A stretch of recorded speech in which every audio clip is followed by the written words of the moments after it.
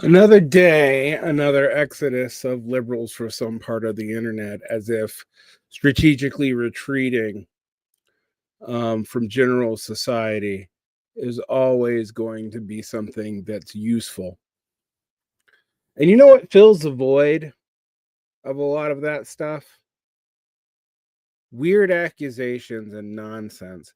I mean, I've been aware about the negative capacity of the internet for people to have very bizarre parasocial relations with people.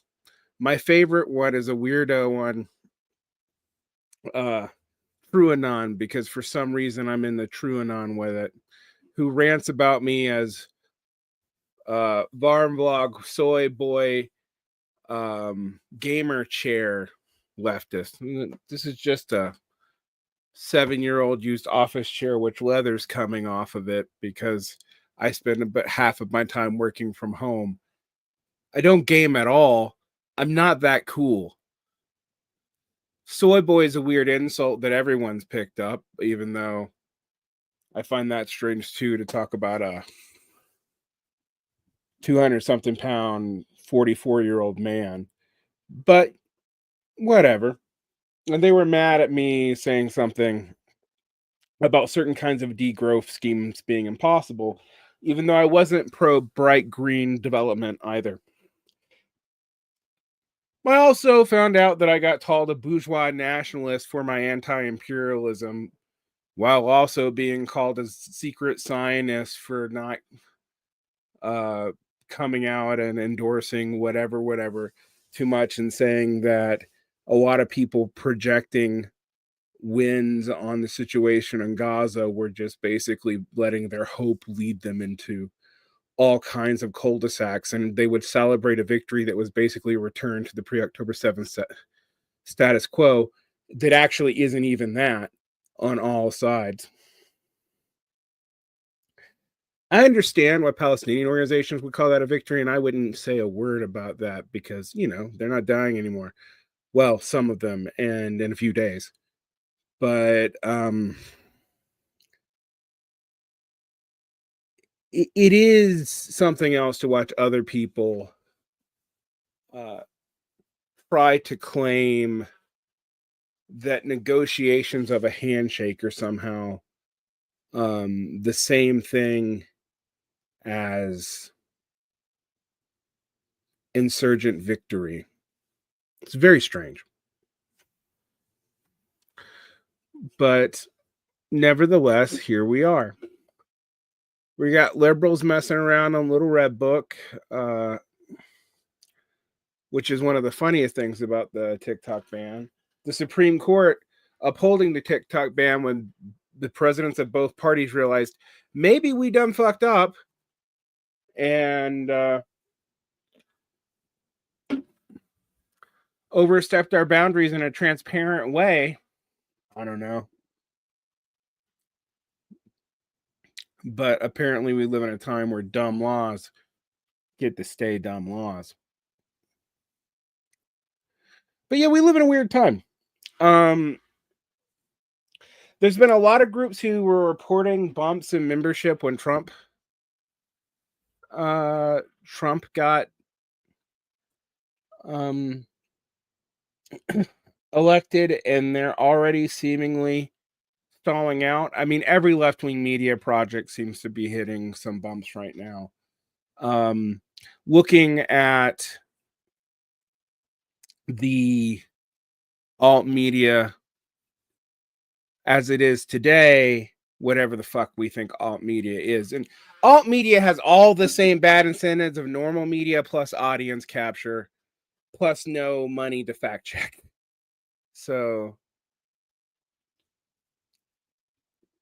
yeah. So here we are. And approaching the return of Donald Trump. And today I was reading all kinds of fun stuff. Scandals coming out of the ACP land, which is hardly worth talking about. Um,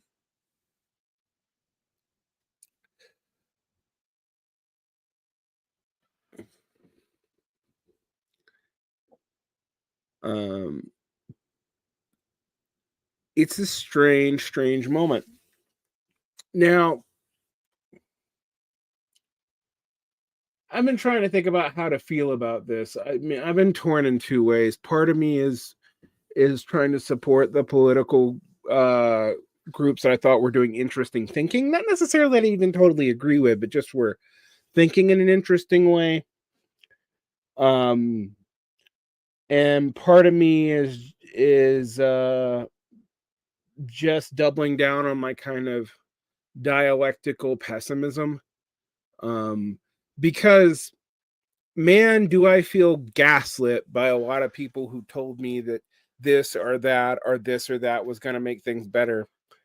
And I've just started calling it for what it is, which is psychological coping mechanisms of people in modal politics who are probably somewhat interpersonally marginalized.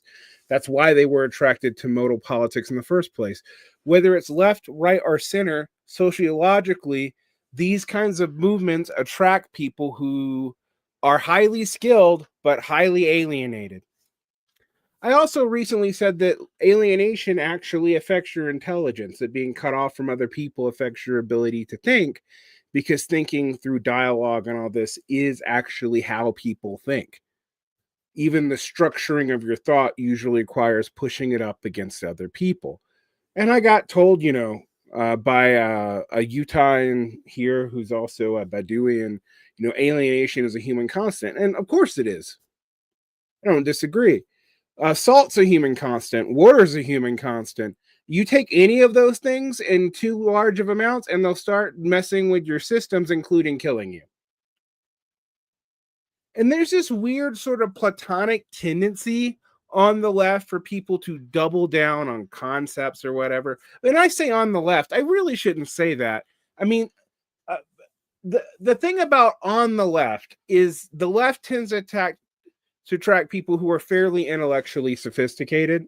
And that actually means that their self delusions are a lot less obvious than, say, your average conspiracy theorist. Like people, for example, who think that reducing power by like 100% in less than 10 years would not lead to mass population die off in the very areas of the world that they care the most about. Those people, for example, are coping. And even a lot of the pessimistic stuff is somewhat coping. I've been reading a lot of communization theory lately, and I respect a lot of communization theory's critique of many other things. But what they call communism is basically no markets, start at year zero, restart all technology, invoke war communism, but without any party, and do it through riots. And they wonder why they went from extremely popular after Glenn Beck mentioned Cocoon in the news a decade and a half ago to people giving them the side eye, despite the fact that many of their understandings of the current situation is actually quite good. But their results of it is communism is what we think is good stuff. We're not going to compromise on that at all. And we're going to play word games until nobody figures out what we mean. And everybody does that on the modal political world. And the problem is that the center is so decrepit that you just have more and more and more rotting commentary from people who are smart enough to fool themselves, which actually does take a fair amount of intelligence.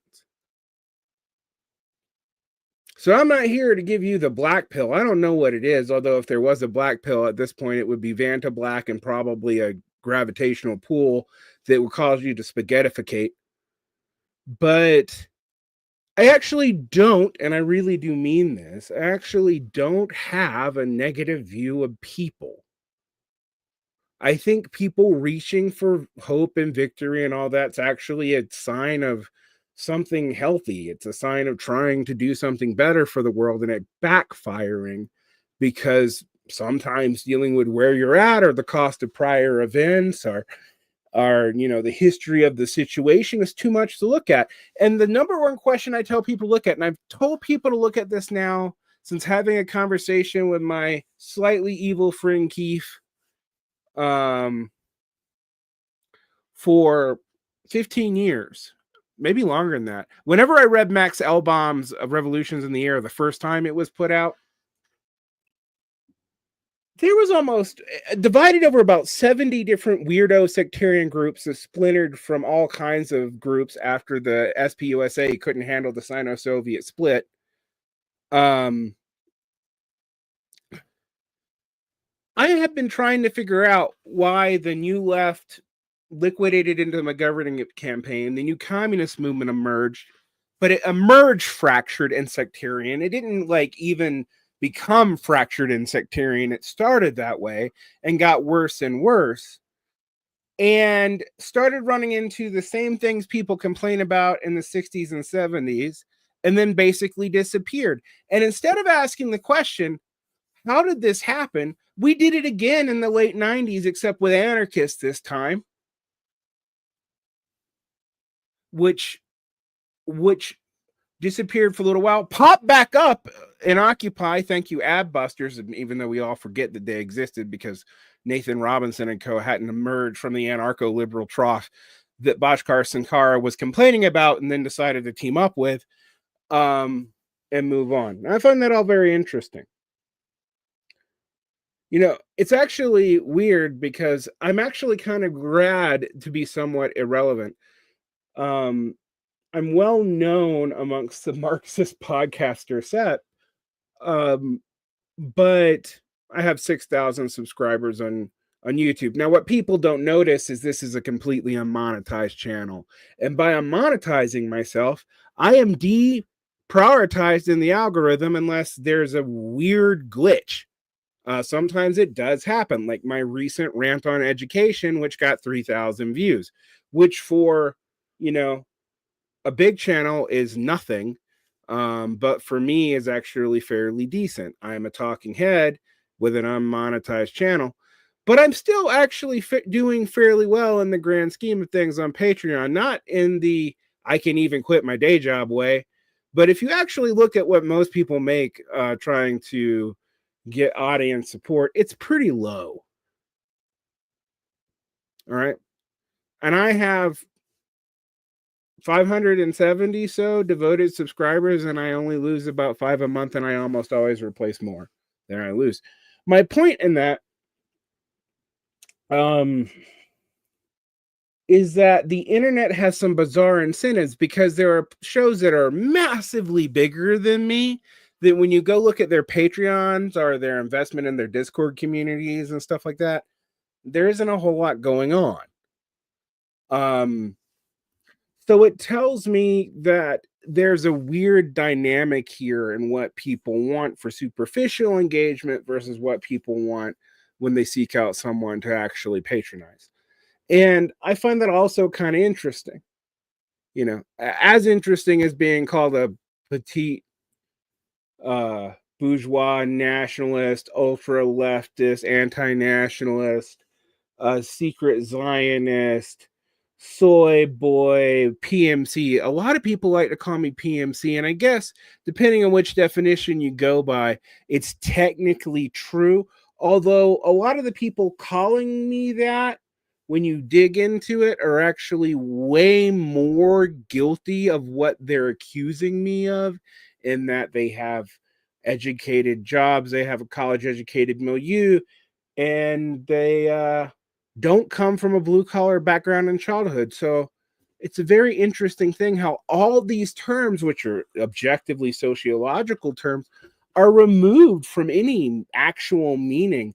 They're all totally, I guess, for themselves, although they're not organized. So I guess they're for you, really, and not in themselves, where we can even understand what the sociological category really explains in terms of either what people do or whatever. Why not monetize my channel? That's a good question, actually, and I'll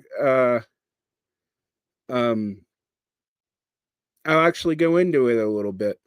I don't get censored for saying shit like fuck, fuckity, fuck, because I don't monetize my channel. Every person I know who's monetized their channel has their stuff taken down on the regular. I've only had my stuff taken down when I was on Ben Burgess' show and he showed a clip. and it was me and not him who got taken down, which means someone reported me. Um, oh, I don't. The peanut gallery is not. The peanut gallery is funny. Like, you can't pay too much attention to the peanut gallery. You're absolutely right. But there's also a certain amount of just like going through it and trying to like put together what people are even upset about. It's like doing opposition research or trying to figure out what your audience wants and being like, I don't even know. Like, I'm reading what they think I said, and it's just kind of funny. Um, and then it got me thinking about these dynamics in socialist groups because you see a lot of this stuff. Disgruntled people, abuse dynamics, I've abuse dynamics being abused, all these things. And it's kind of just funny to watch. I'm not actually really particularly upset or bothered by it, to be quite honest. I don't like being called a nationalist of any variety, petite bourgeois or not. Um, I suppose I'm one of those dirty, rootless cosmopolitans in the sense that I feel pretty loyal to every place I've lived, and since I've lived in multiple countries and with multiple groups, feel pretty loyal to all of them. And I don't really have problems with with other groups of people. Sometimes I have problems with their governments, but that's about it. And I know how to separate someone's government from someone's, nationality, even though their social milieu obviously does set up part of who they are. I find that very interesting, actually. Um, the social milieu. I've been thinking a lot about that though, because as the left, whatever the fuck that is or was, decomposes, there seems to be a lot more weird carbo cults that emerge and fall apart. We can call them sects, but some of these aren't even that. They're like people who didn't even join the sect but kind of follow it, sort of, and get attached to it and then dissipate. And these new sectarian things, they emerge and fall away constantly. It's actually one of the things I wanted to get to with the Max Album. Like, what happens to all these people when they leave these sects? The thing about Max Album is there's a couple million people in the new communist movement divided over between like 70 and 100 groups that all hated each other. And were emerging downstream of the new left, which was also divided amongst a bunch of groups, some of which were, you know, tens of thousands strong. I don't know that anyone really breached 100,000. It's been a long time since that happened. But if you think about force amplification, like there's a few 100,000 in the CPUSA in the 19 teens and 20s, right? But they got like a lot higher of a percentage of the vote than that.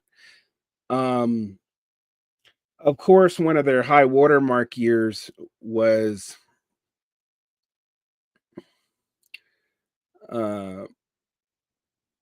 1914, but then their next high watermark year was 1919, which was a bizarre year because it's also the year that the progressive movement left the Republican Party for the Bull Moose Party, and then was to get reabsorbed again back into the Democrats later on, and was probably the year that third party candidates got the most votes until H. Ross Quixote, aka Ross Perot, ran for office in the early 90s.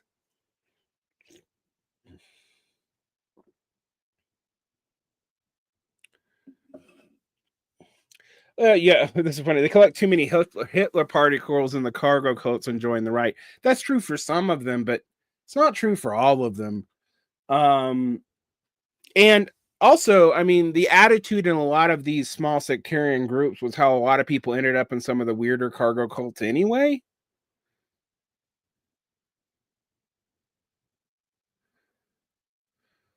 Um, this is actually interesting. So Sam asked, do you think there is a social formulation that was formerly truly coherent that is discernibly disintegrating? I don't think social formulations are ever truly coherent. All right. Um, that's why programmatic unity was always the way to deal with them in the past, because ideological coherence across a group is only ever enforceable by delusion or terrorism.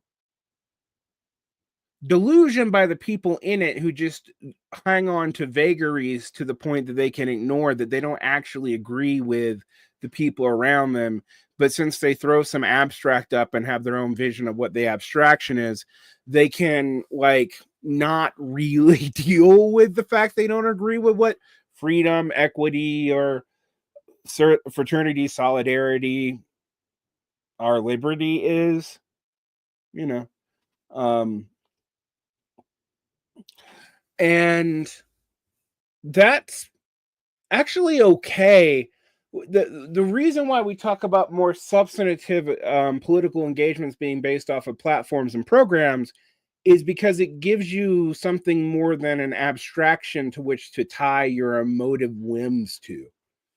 And the thing about a program though is if you start your program way too early when there's just a few people in your group, um your program doesn't really represent the group that you're trying to make your subject. It represents the 5 or 6 or 20 or 100 people, even if it was perfectly democratically agreed upon when it first came out, that developed the program early on, and then it becomes a sectarian movement in and of itself. So you can't just force a program early in the whole political development, but you do need one. And there was years where leftists basically avoided programmatic thinking because of fears about both the Social Democrats and the Bolsheviks. You see this from the 70s to the early aughts.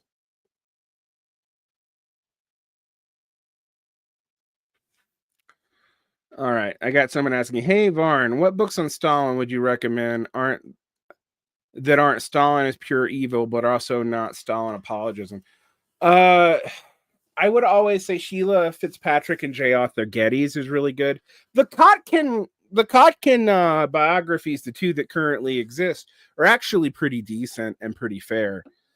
I am in a weird position that I think the Yuzovchina was a big deal, and I think dekulagization was a mistake.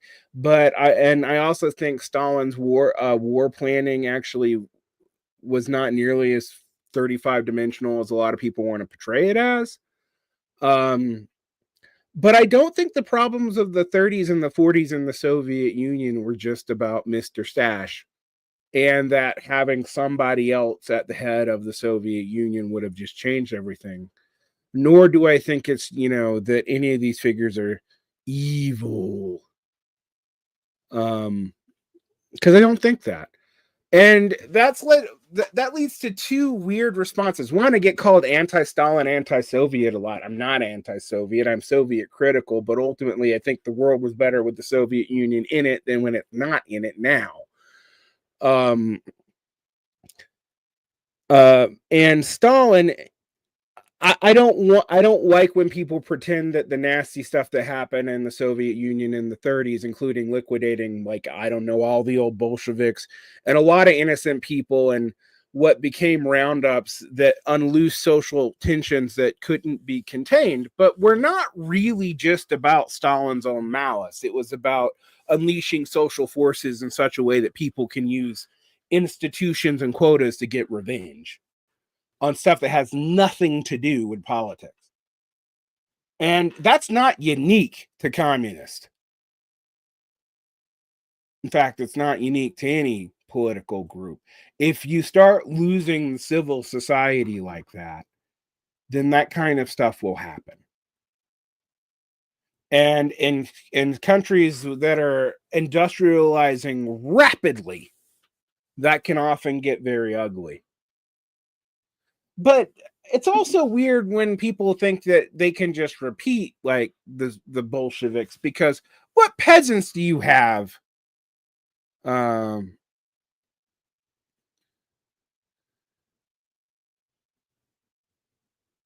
uh, to form an alliance with, et cetera, et cetera, et cetera. Y- Uh, Stalin at War is a pretty good book that's also pretty fair. Um, who wrote that book?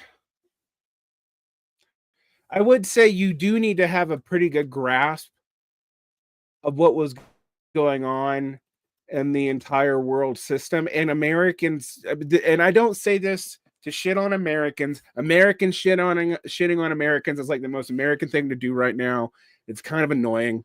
But I do remember our World War II historiography was basically like, let's not talk about anything that really happened in World War II until we got involved. So you really don't really understand what was going on there. Um, yeah, revenge is pretty. Revenge is a primary motivator that I don't think we're going to get rid of, but you have to be real careful with it. I'm not a big Nietzsche fan anymore, but I do kind of think his "don't trust people with the urge to punish" is actually a pretty good bit of advice. Um,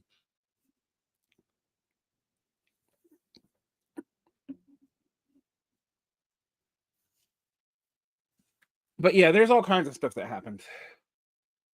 Um, I think in general, people need to know a lot more about Russian history, including recent Russian history, which unfortunately it's hard to get very good sources on in English. Um, I read a few other languages, kind of enough to figure it out, but I don't read Russian. So, I mean, honestly, we have a little bit better luck getting decent sources on China than contemporary Russia. And that's because it's so fraught. And it's been such an issue with liberals, too, on trying to justify their own politics with Cold War liberalism.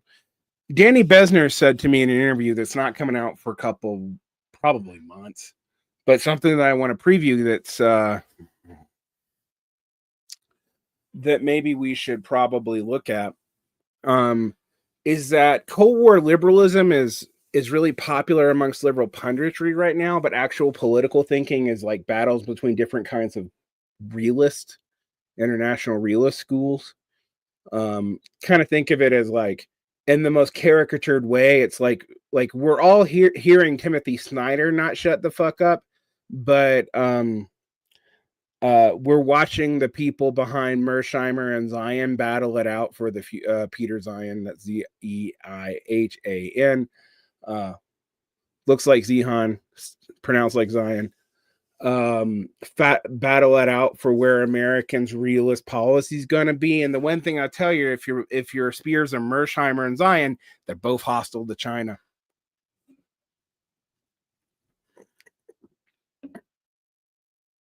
The Chinese Communist Party, I think, is some ways more interesting than the Soviets, but also weirder in that what Chinese foreign policy was doing in the 1970s at the height of the collective period in the Great Proletarian Cultural Revolution, which, ironically, as a side note, Tony of One Dime and I got in a fight about because I said that all in all, the Great Proletarian Social Revolution was a net good, even though I think a lot of stupid shit and a lot of unnecessary stuff happened in it. One, because it led to the brief collective period between 1974 and 78, and two, I think it averted what could have been a civil war in China.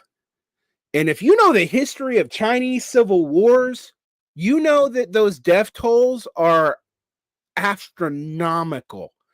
The U.S. Civil War is the bloodiest war per capita in American history. The Taiping Rebellion makes that look like a slap fight.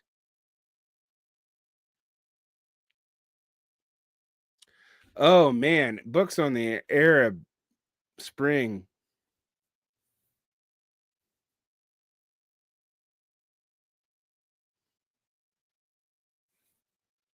I say the Communist Party of China most of the time, the CPC. But I honestly think that's a little weird too, because the Chinese Communist, because part of the objection to the Chinese Communist Party is because it's too close to the CCCP, which is an anti-Soviet stance. That's kind of the crypto stuff that's going on there. There's a lot of people today who want to pretend to be Soviet defensists, but also to pick Ding's side uh, in the Sino-Soviet split, which leads them to really incoherent positions like backing both Vietnam and Cambodia. historically. Um, so yeah. Well, I mean, I'm not saying that anyone here you should listen to as like smart people, but you should probably be knowing what they think. Um, we're in a different world now, and I think a lot of I think the when I talk to different people on the left who are in left groupings that are like quasi sectarian or try to be trans sectarian, they all feel like we're in a downturn and they have no idea where it's going to go. And a lot of them are, just trying to stay around, um, which is interesting because the last time Trump came to power, that was why all these groups came back into relevance. But it was timed after Occupy and all that. And while we all tried to bury Occupy from our memory and pretend that never happened, we've also done that with the second, actually, both rounds of BLM. The second round's really the more embarrassing one for recuperation reasons. Um,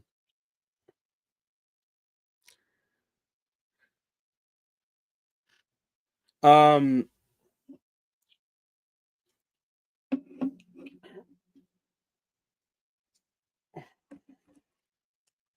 but we have to ask ourselves a lot of questions about that. I wrote an article with Andy Gimlets of Antifada and myself for the New International, and there is a lot of compromises in that article because we basically don't really have the same analysis of the anti-Trump riots and BLM, and we kind of never have. Andy and I actually agree on a lot of things, but we don't agree on that. Um, and I guess maybe I'm more of a social Republican than a lot of those guys.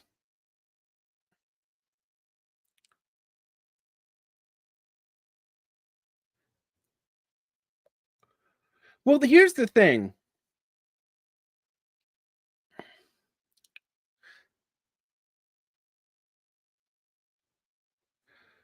Yeah, I think Americans have lost a lot of hope, more or less, Sean. There's no reason to attach themselves to the group now, so they look awkwardly instead and hope others will miraculously save them. No one ever saves anybody. A friend, in my show, a fan, not a friend, but a fan, not someone I dislike either, but I don't know them that well, asked me, should they just jump on the CPC train because they at least take climate change seriously? And I was just like, you're not in China. Like, you can root for them. I mean, like, I'm rooting that their energy transition happens and works. They've had to slow it down, but they at least take this stuff seriously. They have decent they've had to part of it from the fallout of the early aught teens where I was in Beijing and at one point and it was bad. Um Dealing with, transitioning the uh more sustainable power sources, less coal, and they're doing that. Where we seem to just be like trying to keep a few trucking and extraction industries in the upper Rust Belt alive because they're good voting blocks or something. Um, it's weird to look at that now and try to figure out geopolitically how you align to anything. But I mean, I find it interesting because one, I don't think we should all have the same opinion. I mean, I think we could all be decent leftists and like other than hey, Israel probably shouldn't be Israel, but even beyond that, at least shouldn't be slaughtering Gazan women and children by the hundreds of thousands. Well, they're not claiming it was hundreds of thousands, but I don't see how it wasn't. There's no way it was 40,000 for a year. Um, I think the estimates from Atlanta is something like 6% of the population of Palestinians. That's World War II levels of death, by the way. At least per capita. Ah, yes, they're also defense manufacturers. Thank you, DV. You are right. I forgot to mention that. And also truckers and linguistics. Um,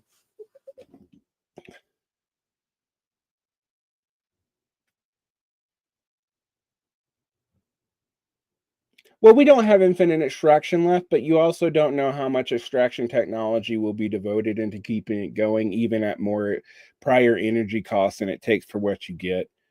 That like societies will do that. That's why I hate to be a Joseph Tainter pessimist, and I don't think Tainter solves everything. But that book really does clarify a whole lot of like people doubling down on path dependencies that just seem like they're going to be disastrous. My other recent one is like, did you know we're bringing 3 Mile Island back just to fund Microsoft servers with power? Not even normal people. I mean, I'm not anti-nuclear particularly. I'm actually kind of agnostic on that. I've seen so many different reports on what it means and what the costs are and how much investments are going to be there. Um, People yell at me about that, but I think that is a question that is more open to scientific debates. And if Germany versus, say, France handling of the power situation in Europe once the Russian gas got complicated is any indication, hate to tell you, but the nuclear people seem to have a point. But nonetheless, I don't know how long that would actually be a fix, and I don't pretend to, and I don't think it could be forever. Um, I basically don't think that any power source is going to be a forever power source. You just hope you innovate to the next one. Well, Europe is not looking so great right now, not going to lie.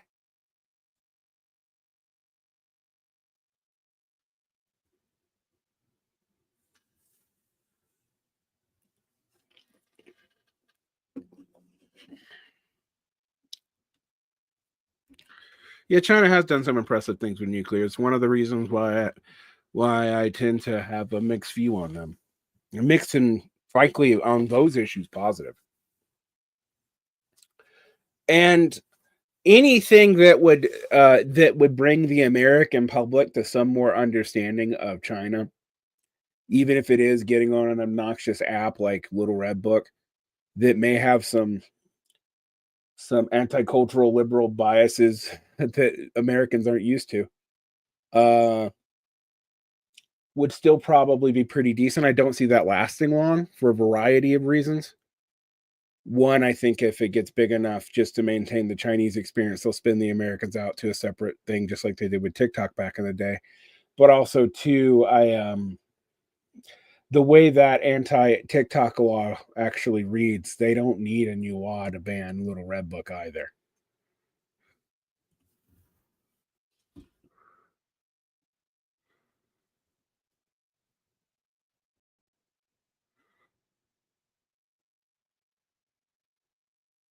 Do you think Europe is going to be the biggest loser in the coming future? Yes, I do. Their industrial powerhouses were Germany and France, and France is being rightly rebuked off the continent of Africa and its own. I don't see how Macron holds on the power. And while I have some friends at the New International who think Mélenchon stands a chance of winning in the next round, the opinion polls, it looks like Hollande may even be back in the running. So it's not looking good for holding off Little Le Pen.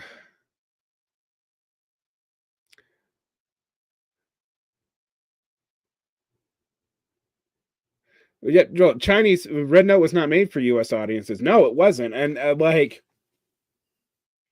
it was made for Chinese Pinterest for Chinese people and overseas Chinese, mainly in Singapore. I absolutely agree.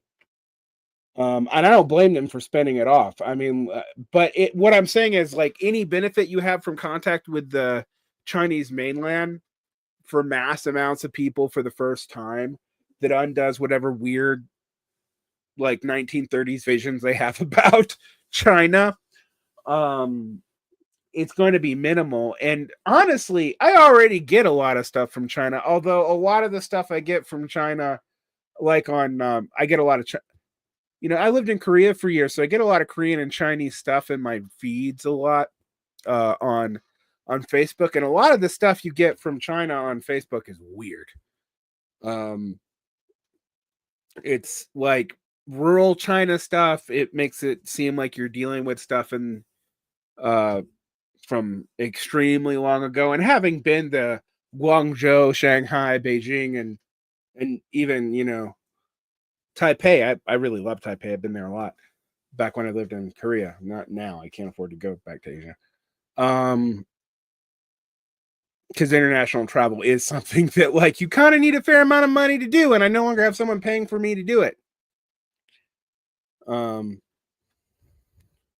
What is the trend trying to do? Khan wasn't also doing. I mean, other than how far speeches are written, I don't think it'll be that different. Other than Le Pen, there is a point where the EU becomes a lot less viable.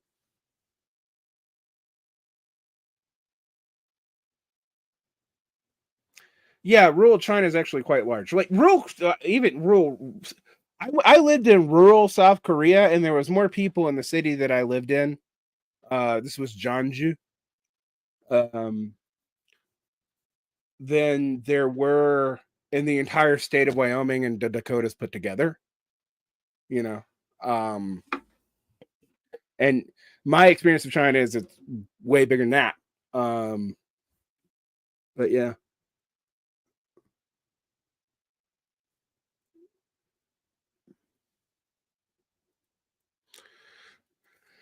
Here's the thing. People were listening to me on the context of me and Cuba being on TIR. And me and Cuba also agree on what we're describing. We often disagree on its meaning. You may have noticed I'm not losing as much sleep about the collapse of the liberal order, but I do know it means some things that people aren't aware of as it happens. It's going to be a lot more precarious for a lot of people, including a lot of people who haven't earned anything than I think people realize. It's not, that's neither good nor bad, but like the liberal order, the rules-based international order, and it's not just the US actually on this stuff. Like if you look at what happened that led to Euromaidan, that was as much Germany as the US. And you can say that it was just, all the EU is just American proxies, but I've actually not seen a lot of evidence for that. It was a bad idea. And it really set things back. It backed a lot of people into a corner. And honestly, at the end of the day, a whole lot of Ukrainian civil society and a serious number of Russian soldiers are gonna pay the price for that. And the American arms industry and the German arms industry and the entire European arms industry, and yeah, they all benefited. Did the average American benefit? Fuck no.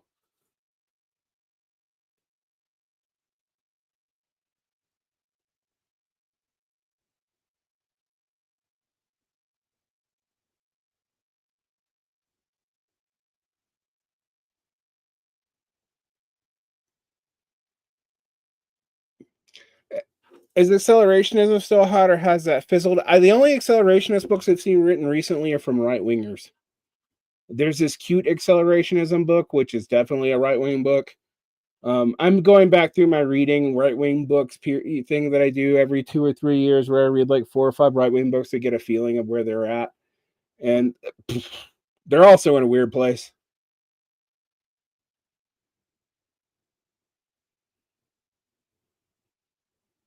No, well, yeah, I know. I mean, my only point about that, like, I'm not pretending to know things I don't know about what the intelligence agencies are doing. Um, and I don't think anyone should be. There's a whole lot of people who speak with a lot of confidence about intelligence agencies that I don't think they should. But I do know how to read the newspaper from 12 years ago. And if you use the internet archives, you can find a lot of that stuff. And a lot of it's more honest than you think it is, if you read it closely. And It doesn't paint a very good picture of what Europe was up to in those days. No, isn't Nick Land in China right now? I didn't. I don't think he's been in Shanghai for a while, but he may have went back. I just found you had a question about Stalin. My main mentor in philosophy is fairly defensive of Stalin. What do you think of Ludlow Martin's book on Stalin? I haven't read that book. I am going through Lacerda's book, and I think parts of it are actually decent, and parts of it I think are apologia. It's not Glober Fur bad, but by which I mean, making negative arguments. But yeah. But I don't know Ludlow Martin's book. I am slowly going back through Lacerda's Western Marxism book and his class struggle book and his liberalism book. I found the Western Marxism book what I read before it was officially translated. I read a bootleg translation back in the day. I found it scattered, and the stuff said about Ernst Bloch confused the shit out of me. Because it was citing Ernst Bloch before he was a Marxist as his opinions as a Marxist, and then like skipping what he did between 1946 and 56, like going to Eastern Germany and living there for a decade. So I find that interesting.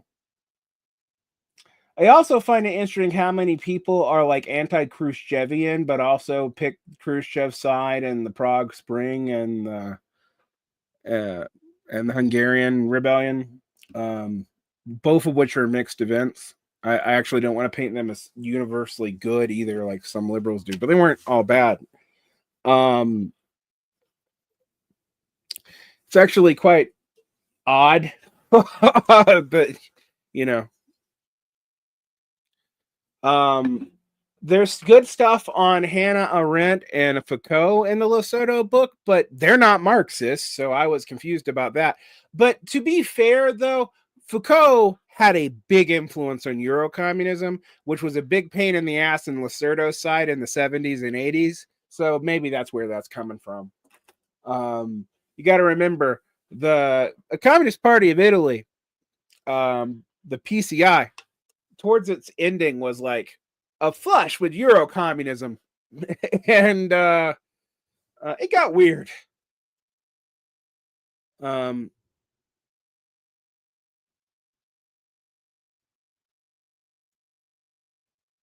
So, but my point about Lacerdo is when I've talked to some people like Chris Catrona Dead Lane, they're like, "Oh, you shouldn't read him at all," and I'm like, I don't think that bad at all. There's stuff to disagree with though, and like even David Broder, who translated a Lacerdo book, wrote a pretty critical review of Western Marxism in the New Left Review in 2017, but it was still only in Italian. Noticing some of the same things I did actually. So just you don't have to agree with someone to intellectually engage with them and respect them.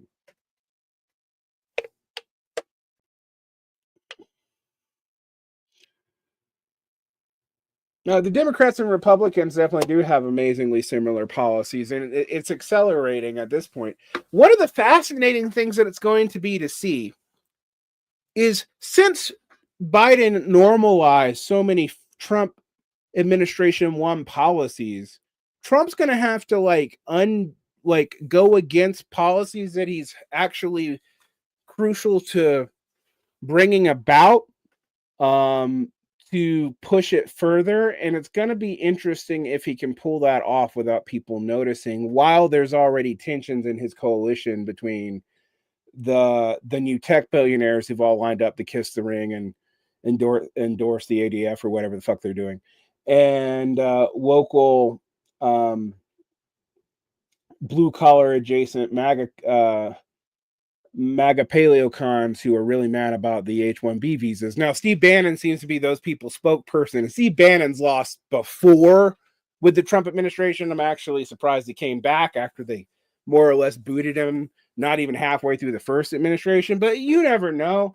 I mean, the one thing about about our Cheeto Bonaparte is that it's hard to pick what coalitions he's going to side at any given day. But he is an epoch-changing president for whatever the fuck that means.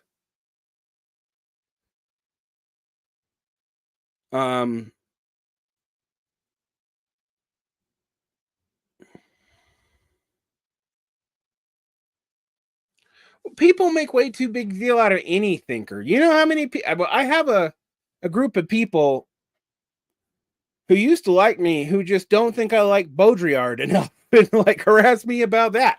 It's bizarre. It's one of the reasons why I don't particularly want to be bigger than I am, because like if I was big, I'd have even weirder shit. And people want to pick these fucking crazy internecine streamer rap beefs. It's just bizarre. I'm a 44-year-old man. I have better things to do.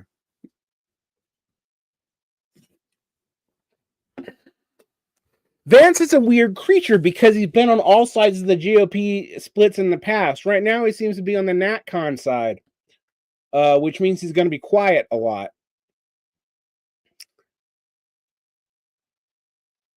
Foucault tends to be a contingent for Marxists like Derrida's fallen Marxists. People forget Foucault was kicked out of the party for being gay. Yeah, that's also true. I mean, Baudrillard, if you read Baudrillard's anger at the French Communist Party about what they did with Mitterrand in the 70s and 80s, you kind of understand why Baudrillard was so pissed.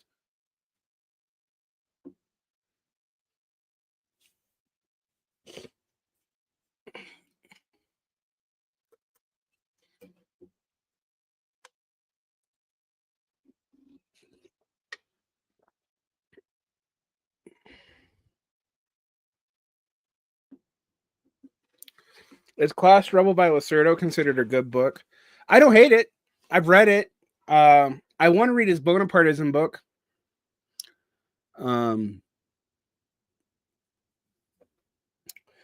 like 3/4 of his. Well, I like more than 3/4. There's a few things I disagree with in his liberalism book, and there's some things that I don't think he gives full context to in the liberalism book. But I don't hate it either. But there's good stuff in Class Struggle. I haven't read everything that's available by Lacerdo in English, so Nightmare Masterclass. Someone likes perfectly incendiary stuff. He knows what he's doing. He also knows how to always flame it in a way that you can't actually totally pick out his position. There's very strong statements, and then if you read a few paragraph downs, there's mitigating statements that kind of Mont Bailey the strong statements that were first made earlier on. It's a thing.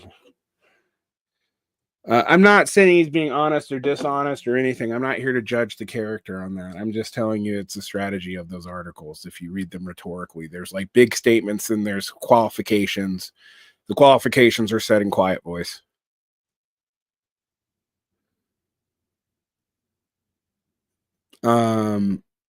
Foucault is not a thinker that I love. A thinker related to Foucault that I don't hate, but is not relative to the communist at all, is Pierre Hadot. So I like Hadot a lot.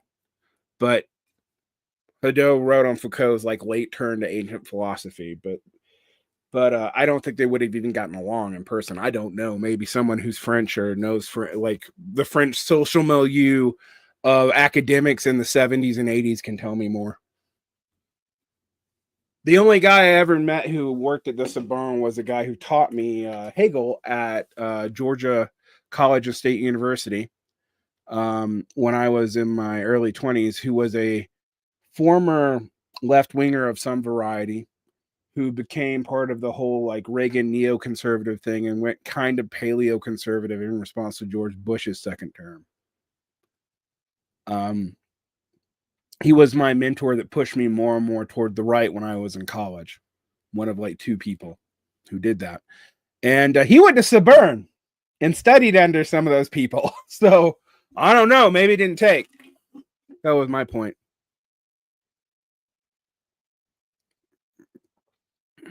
Thoughts on John Bellamy Foster? I've had him on the show. I like his ecological work. He has said some things that I just thought were interesting that he like factually left out. I read a recent piece where he was talking about the Bolsheviks, and he was like, the Bolsheviks were the only people who opposed World War II in the Second International, and that's not true. It's Serbia and the United States also opposed not World War II, World War One. Sorry, I'm making a mistake there. But to be fair to John Bellamy Foster, I've seen that era repeated in Encyclopedia Britannica. Um, it's not. What do you think about more Black and Latino men being part of the Trump coalition? Is it healthier politics that certain groups aren't seen as partisan and thus both parties have interest in their vote? Well, yes, but I also think the growth amongst Black men is slightly understated, real, but actually that's a return to a pre-Obama level norm. About 20% of Black men before Obama used to vote Republican or not vote at all or vote independent or whatever. And that's the ones that could vote. I'm not dealing with all the people who couldn't, which was a lot in the Southeast, like a third of the population. Latino men, I think that's actually quite complicated. And it's not all about race. It is about the economics, but not just about the poor, like poor economics. There's just a lot more people who in Latin communities who were forced into like petty bourgeois relations because they just couldn't get a whole lot of other jobs for linguistic barrier reasons. And the COVID stuff hurt them more. And they're also hurt by taxes. So people trying to blame it all on Guasanos from Cuba and Venezuela are kind of wrong. There are exceptions to that, like the Puerto Rican community in New York and the Chicano community in Texas. Although the Chicano community in Texas, from what I see, tends to be more and more conservative these days. So it's hard to say.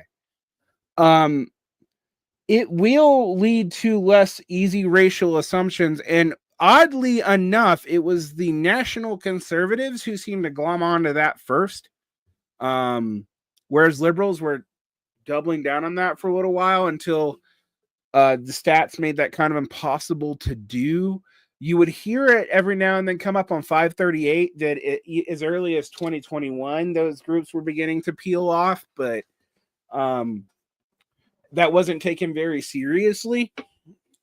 And particularly after 2022, and the college vote basically saved the Dems kind of in the midterms from what probably should have been a worse defeat, but I don't think people had realized how bad everything was fucked up then.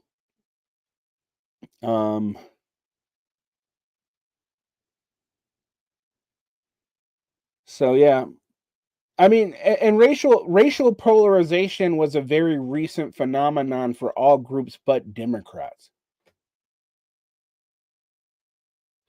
But it's also just objectively true that the only group that the Democrats gained votes with was suburban college educated white men.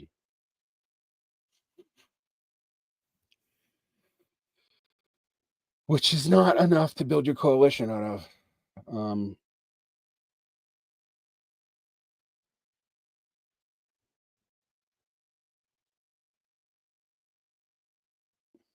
No, it didn't translate down ballot for the GOP. I don't think one, state level coalitions are more both stable and more idiosyncratic than people know. But DV, you and I both know it's hard to get leftists to look at local politics, even though it's way more important than a lot of what they look at. Like if you're in a union or if you're in a political action group, or even if you're some weird communizer, knowing what's going on in your local area is actually way the fuck more important than knowing what's going on at the national area. Although you do need to know that. I'm just saying like I know people who seem to know what bubble gum cabinet members are chewing and don't know a goddamn thing about even the laws in their own state. It's very weird. Youth turnout in 2024 wasn't super great.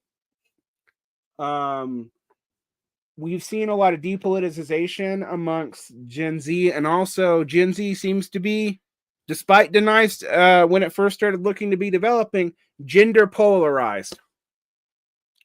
So expect the gender wars to be more weird and annoying.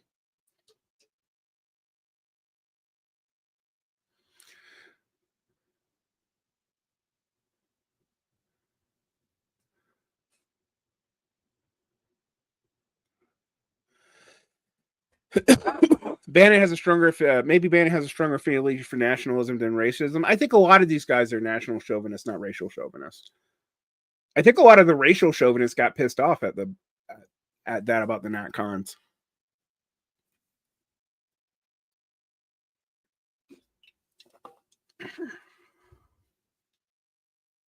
I mean, I can't tell you when. I mean, I can't read the hearts of large swaths of the population. And while I think polling is both better than people say it is and more useless than people think it is, and by that I mean like polling's about how you ask the questions, and like in societies where things are like 54-46, there's going to be a lot of like the polls are messed up, but actually the polls are actually fairly accurate to the odds. The odds are just really goddamn close, and they don't tell you anything.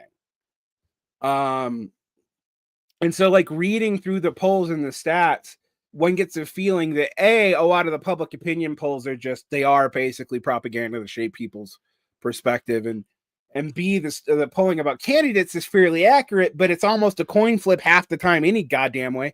So unless it's completely and totally obvious. So what's the point? And the problem with popular list, this is something Gabriel Winnet actually said recently. You know, this whole like if we just do what's popular in the Democratic Party is once you start advocating for something or doing something different, it might change people's perception. That's why like trying to base everything that people like off of prior opinion polls is not a great idea. I actually read a Lester McIntyre, and there's a whole section in After Virtue that talks about this. Where it's really, really hard to treat like prior historical opinion norms as anything like you can deduce like public opinion laws about, because once something in the whole system changes, perspectives change with it.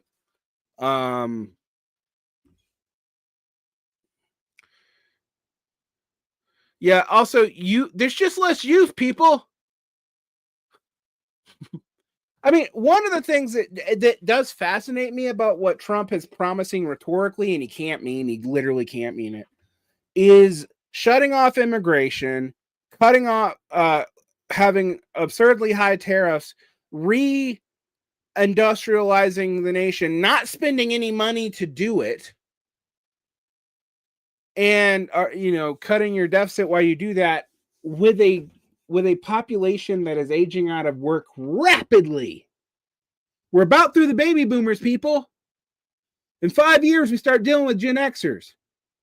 They're not going to have the money to retire, but, well, I shouldn't say all of them, but, the stats are that they basically don't have enough money to retire from when they need to retire if they retired at 65 for the average Gen Xer.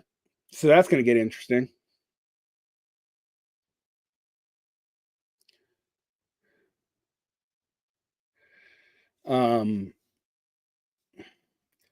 So, I mean, the thing is, the difference between US Brexit and Brexit is like the UK never viably had a massive industrial economy after it lost its empire, and it's always outsourced that stuff to imperial development since, since about the 1700s, maybe 1800s. That's what the whole mercantilism thing and all their currency schemes and all that's what that was about. And so the idea that they were just going to become an industrial powerhouse after not just devolving that, but not having that in newer industries in the first place, and that was what Corbyn was kind of promising. That was never viable. Add to that labor markets, massive inflation, and the fact that they were basically a money laundering place for the entire capitalist world on both sides. And that was based off of trade leverage with the EU and labor leverage with the EU, which they gave up by Brexit. It was never going to go well. And it basically accelerated what probably should have happened, but was forestalled by Bretton Woods after they lost the empire in the first place. And I don't actually take any joy about that at all. I really don't. I do not at all.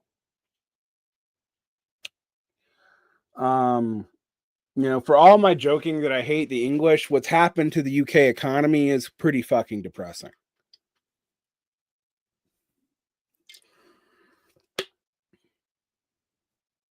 Isn't reindustrialization just moving these U.S. serving factories to Vietnam? Well, actually, here's the problem.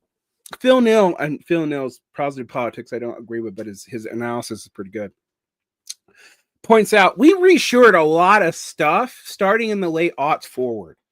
We're still a major industrial producing nation internally, but we don't produce anything from ship to shore. Like, so there's stuff that comes in from all other parts, but it's mostly from North America anyway. With a lot of inputs used to come from China. But the bigger issue, there's two big issues. One, once we desaddled the global currency basket from gold, getting rid of any non-national check, it did kind of mean manufacturing things with labor in the U.S. was going to be prohibitively expensive, even for the domestic economy. And two, stagflation did indeed happen. But and two, and this is probably the more important thing to look at, industry, when it comes back, you can run a factory that used to take 5,000 people with 150 people. And that's not just true here. That's also true in like industrializing Africa. There's lots of industrial production going on in Africa. It's not leading to mass level jobs like it did in the beginning of the 20th century, which leads to this weird thing where you have cities that have high organic composition of people so that they can serve the factories, but they don't need that. So you have a ton of irregular proletariat and you know, people who aren't even that, lumpenized individuals. And I'm not, and I don't, by the way, when I say lumpenized, I do not mean people who are just in the informal sectors of the economy. I mean, people who have to like do all kinds of, that you couldn't classify them by any one relation, even if you tried. In a lot of the developing world, because it doesn't take as much employment to build stuff. Socially necessary labor time has been reduced by fixed capital dramatically.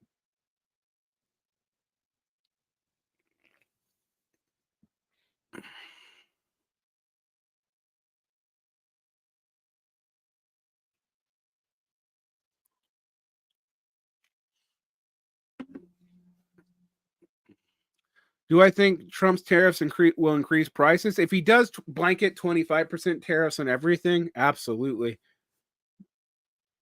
There's no way that doesn't increase prices.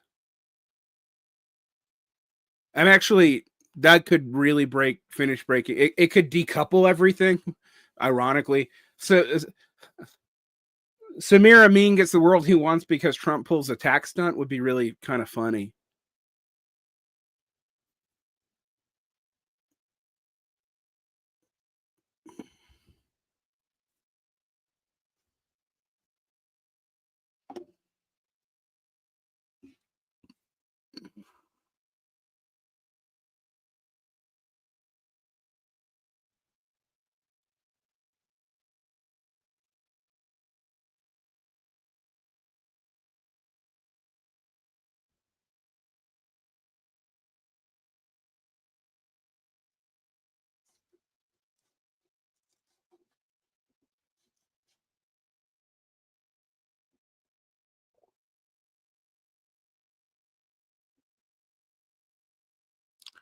All right, we gotta remove someone.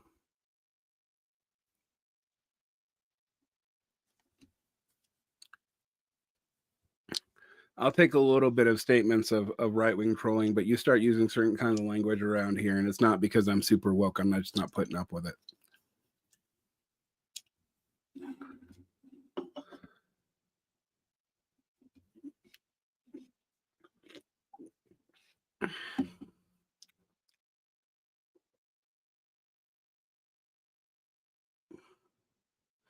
Well, in terms of inflation, if that's all you care about, I do admit that there's something gross about the liberal argument being that we should keep everything uh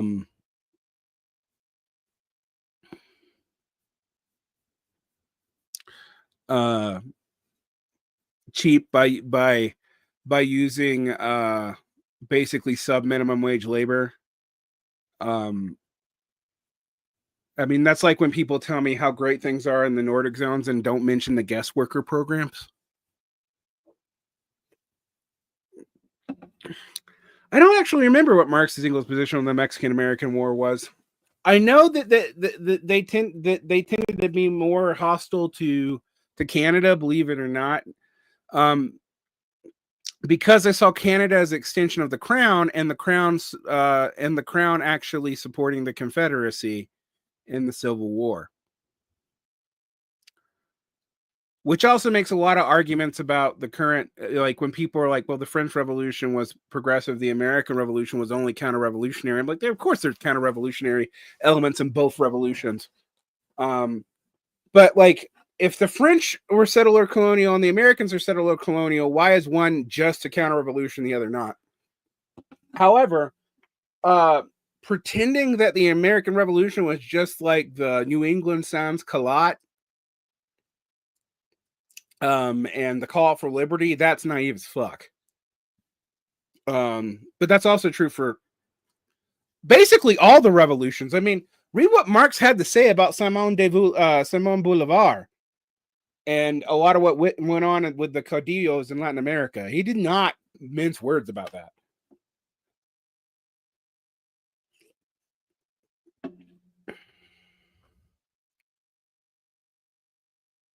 I haven't read Taiwo's Against Decolonization, no.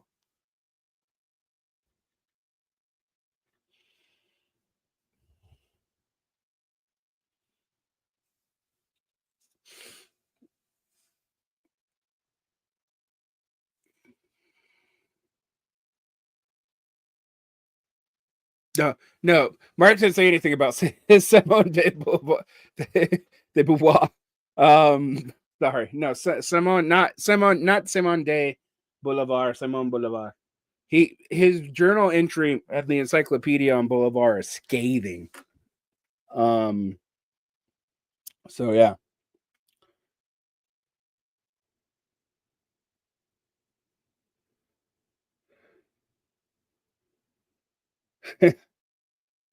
You know, if Simone de Bolivar's revolution, that'd be funny.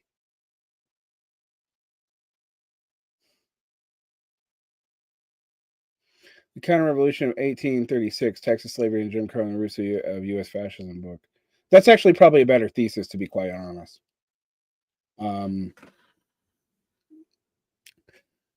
I think America's had many counter-revolutions, and I think the American Revolution was so many things at once. It's hard to characterize, and like our bourgeois revolution is actually probably the Civil War, and even that, uh, you know, I do think one should not be naive about why the North fought that.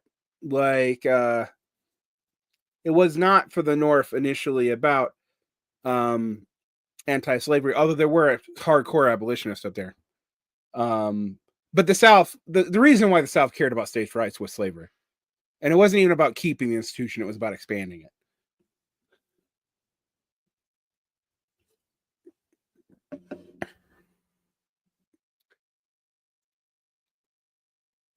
He doesn't say many bad things about Mexico. I haven't read a lot of Marx's writing on Mexico. I need to. Um, it would seem to be a gap. But here's the issue, though. Simon de Bolivar piece is actually one of the few times Marx was writing about war, because when Marx and Engels wrote journalism, he normally outsourced the people's reporting on war to Engels because Engels knew more about it, having actually fought in 1848, which, you know, both Wagner and Bukharin always do it, and not not Bukharin, Bakunin, not Bukharin. Bukharin's Russian.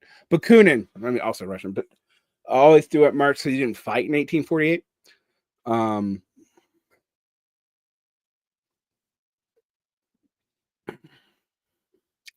Was it Tariq Ali that said that the Confederacy should have won in order to stop imperialism? I don't think so, but I actually have heard that, which is crazy to me. It's like you can't be familiar with Marx's writings on America, of which there's quite a bit, actually.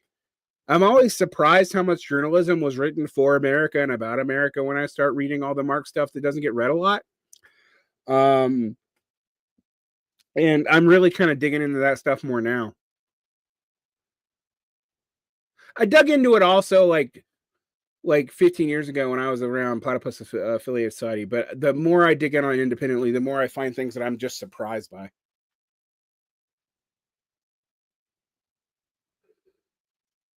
Yeah, Ingalls has some really weird articles about, well, not weird, they're actually kind of technically interesting if you're into 19th century firearms.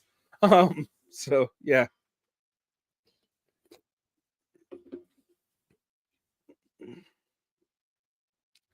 The Confederates are interesting because there was like the freebooter movement in the Confederacy, and they did have imperial aims. Uh, there were a lot of ex-Confederates who became somewhat anti-imperialist for racist reasons. Like some of the opposition to the Mexican-American War was from them. Um, so yeah, it's very, and like the if you look at, for example, I was gonna do a history of American anti-imperialism because it's quite different than the British anti-imperialism.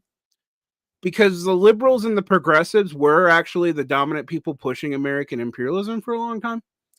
I mean, the Empire of Liberty stuff was real. Um, and so there was a coalition of like what we would call something like proto leftists, maybe, uh, who had some somewhat anti-imperial orientations, like Mark Twain did, if you don't count his endorsement of settling in parts of the West, but he seemed to want to stop there, for example. Um, so the American Anti-Imperialist League was like a weird mixture of conservative and like left liberal voices. So you got people like oh um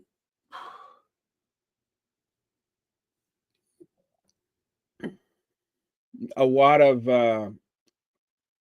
like Findicicla, like proto left figures in America who were taking anti-imperialist stances, but also there were people who were pretty reactionary taking anti-imperialist stances. It was, it's a mix. It's not like American anti-imperialism has a mixed character. Um, that shouldn't surprise anybody. Like, oh my gosh, stuff is like people's ways of arriving at stuff is diverse, and sometimes people arrive at good points for bad reasons. Like, oh no. So yeah. Barrett Brown. I was on a podcast with Barrett Brown where he kind of had a quasi mental, like he seemed to have like a mental breakdown, and ranted for 2.5 hours. And I didn't say much. New translation of Capital. Yes.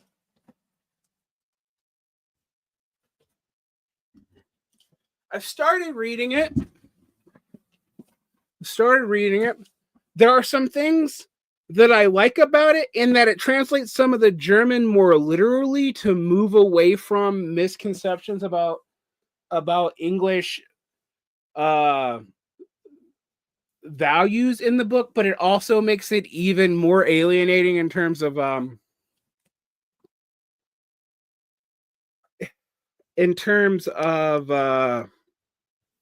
weird jargon. I do not love the Wendy Brown forward at all. And while I think Heinrich did some of the footnotes, and I haven't read the William Clare Roberts back notes. I was supposed to interview. I got actually approached by one of the publicity people for North and Ritter, the two Pauls, to interview them, but I had to go to my brother's wedding. It was last summer, and that was the only time they could give me, and so I didn't get to. I'm a little sad about that. I would have liked to ask them some more. But I understand. Like they were doing a publicity tour. There's only so much they can do even online, and I couldn't do it. So, um, I do like the footnotes in the old Mandel version better so far, but I haven't finished it yet, so we'll see. Um,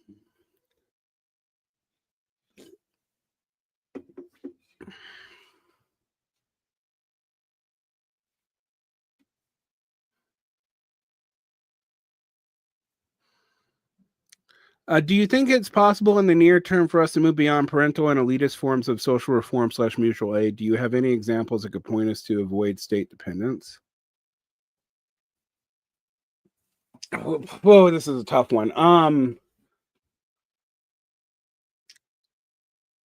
I had this conversation with an organizer who was, I think she was associated with Cosmonaut at one point, but I knew her before that. She was part of the Marxist Center movement.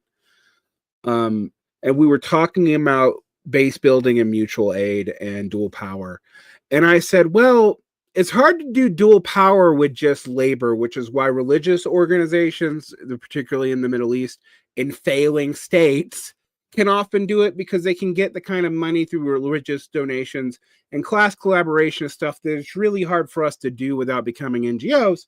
And she was like, oh, but we can use the labor of nurses to replicate the medical thing. And I was like, there's no way you can replicate all the healthcare functions in American society at this point with dual power like strategies based off volunteer labor. You could do things like preventative care, but preventative care, you actually have to set up and enable for a long time for it to work. It doesn't pay off immediately. Um, and Cuba has been a big proof of that being effective. Like that's part of why their healthcare system, is pretty good. But it took them a long time to get there. Um, you know.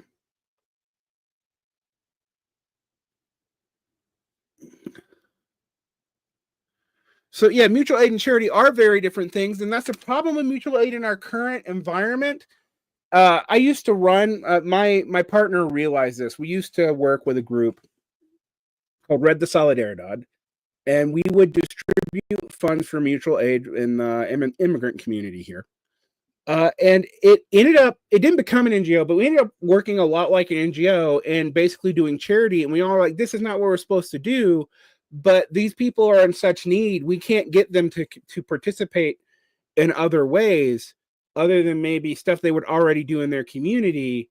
And they need like legal aid and stuff like that. So it just became a charity fund. And we're like, this isn't really what we needed. Just calling for GoFundMe's all the time and distributing the funds.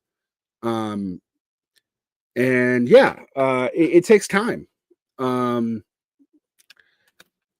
do think that one of the problems is that business unionism has largely moved away from social unionism, with some attempts to turn back to it recently, because I think a lot of people in the rank and file realize the problem of this. This has been true in school unions for a little while. Like the better ones have tried to do this. But they are hamstrung by the legal apparatus that created the Fordist complex in the first place, which means that everything's very volatile based on like administrative fiat, basically. And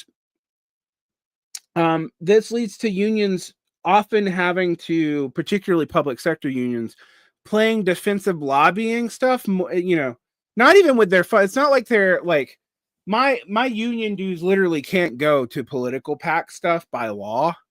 You have to donate separately for that. But we give most of the money we give goes to like moderate Republicans and fairly conservative Democrats in the political PAC. That's not true for all the unions, but it also means that we don't really do anything else. Like we do labor actions, negotiations. We don't strike because it's not even legal here anymore.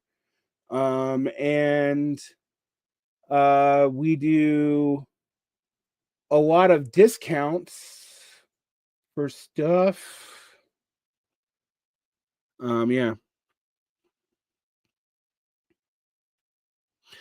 Well, here's social unionism requires, again, all these things require you to have built up and pay off for a long time. You can't just call people up for a protest movement or a rank and file engagement on a political thing by itself. You have to do the positive aspects of sociality too. Otherwise, you're just asking and you're not giving. And, Anton Yeager makes a lot of this when he talks about the decomposition of the social sphere. And then my friend Erica Rebels Anderson used to criticize Yeager and stuff for not acknowledging how much non-paid housework was required for that to happen, which is, fair actually. Um, but you can't just ask for, oh, let's go do a political demo, because also the political demo is not likely to fucking work. You don't have a lot of strings on foreign policy.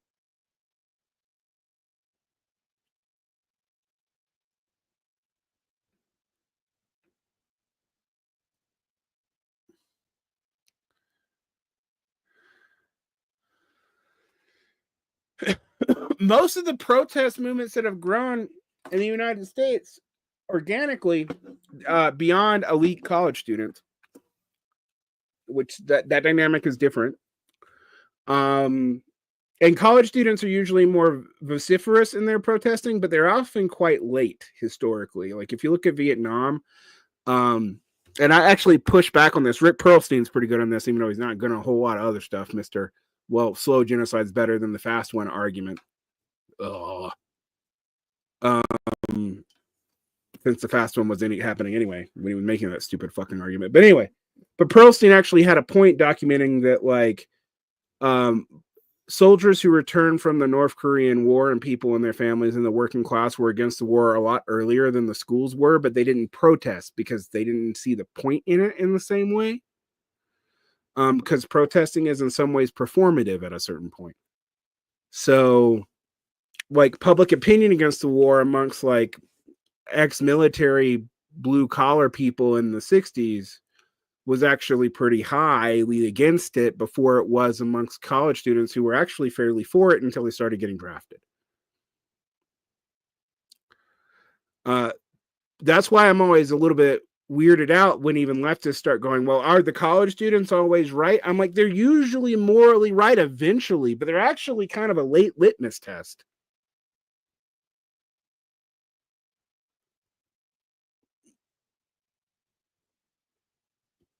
Chomsky is not. I know people think I hate Chomsky because they did the Eric Knight interview, and I've talked shit about Chomsky in the past. I haven't loved late Chomsky. His like his eschaton, like his theodicy around Corbyn is basically cope. But like, oh, Corbyn was overthrown by elites and he would have won the heart of British society. And I was like, well, he didn't make a clear stance on Brexit, nor did he have a realistic industrial policy. And I think a lot of people actually picked that up.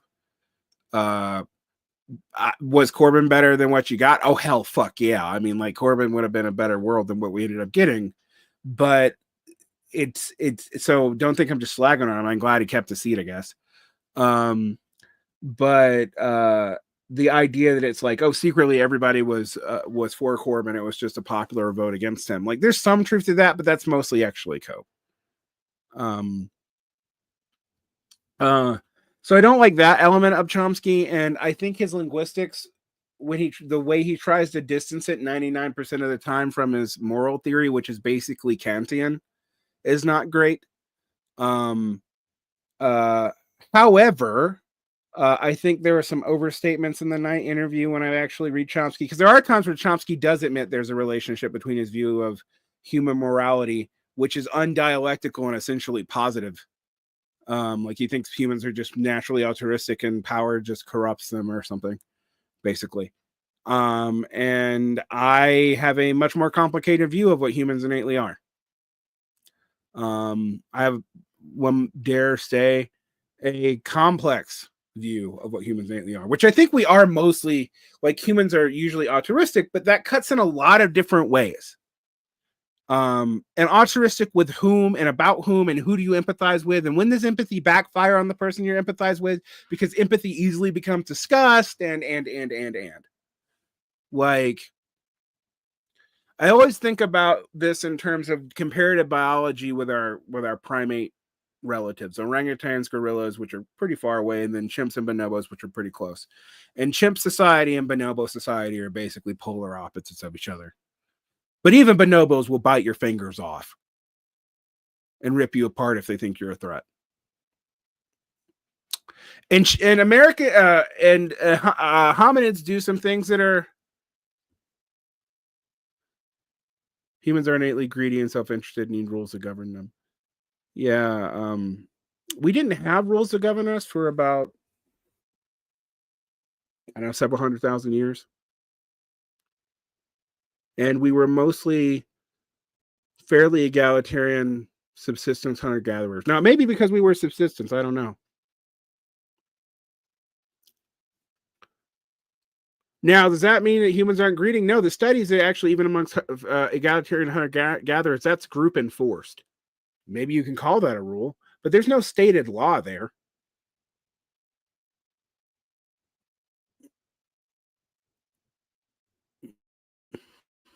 But Nova Society's Chris Ryan's polyamorous propaganda. It's a lot more complicated than that. When people read Sex at Dawn, I always tell them to read Sex at Dusk too, because it does cut against some of those arguments.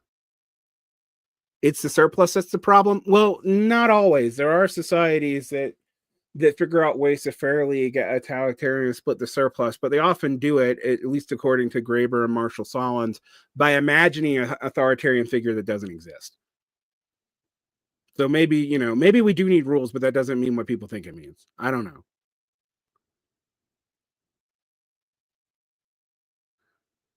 Humans aren't anything since we're now socially conditioned very early in cases abstracting from life and death in many cases.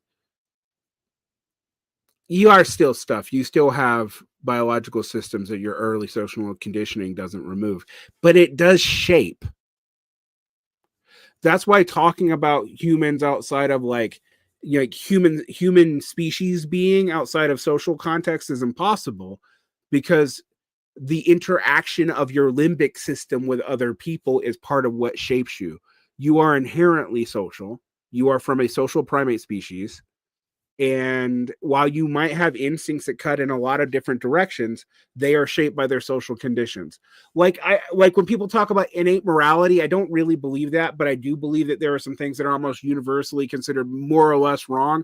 And when societies, and there are societies that do violate these more or less wrong almost universals, when they do that, you see limbic effects, signs of things like post-traumatic stress disorder. They wouldn't be recognized as such in that society, but you even see like cortisol hormones go up, and that's like stuff like regularized rape of in-group members, child sacrifice, those sorts of things. They happen, but they do have social consequences that seem to be fairly universal.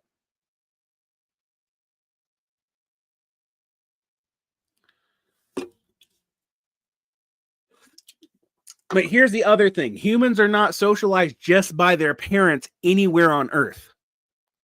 That whole like discrete nuclear family thing, that as your only socialization, that's just not true.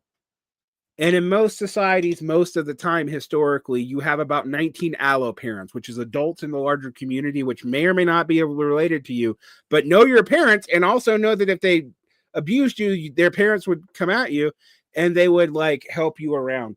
That those functions have largely been subsumed by the state in modern society.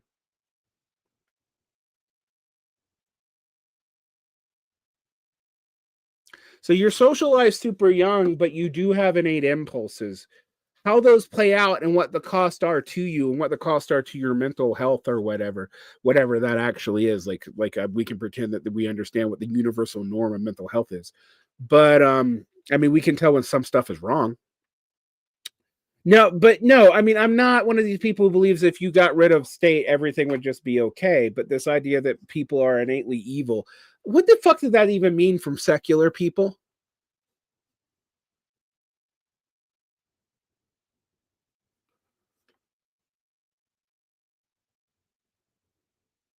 Yeah, the nuclear family is basically an antisocial concept and was not expanded to the working class until rather late in human history, even amongst the development of the working class. You don't see a lot of the working class being able to have nuclear families until you start having products that subsume having to have humans do all that labor. And even then, it's only expanded to the working class for like, I don't know, 30 years. Like basically the 20s, well, maybe the beginning of the 20th century to like the 1960s. Um, we are a religious country in America. 50% of people under the age of 35 aren't religious. What the fuck are you talking about?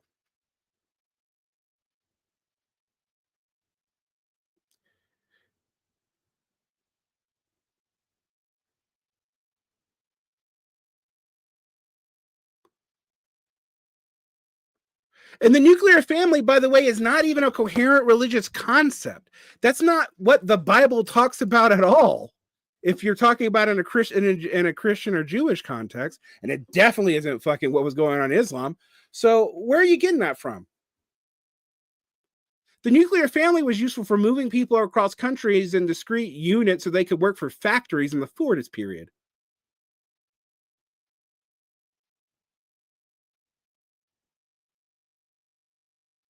Secularization, what didn't just happen in Europe, it just happened in America about 2.5 decades later. And what's weird is a lot of the religious people today aren't religiously literate and don't go to church.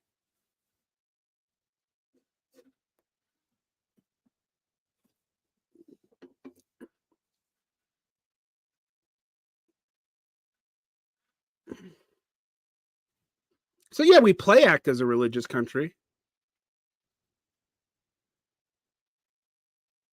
And I think certain religious tendencies are never going to go away. But when you say, oh, it's a religious country, like medieval Europe didn't have a nuclear family and it was pretty fucking religious.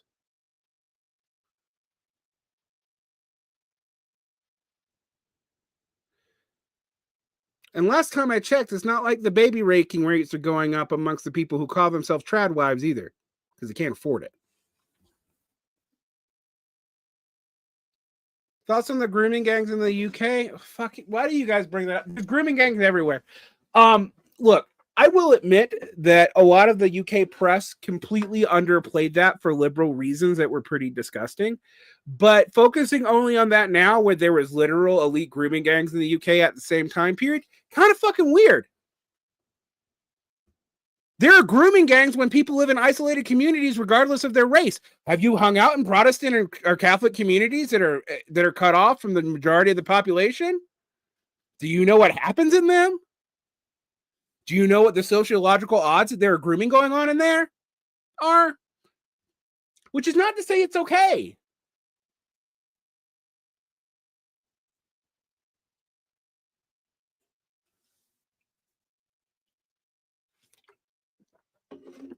But yeah, they were real.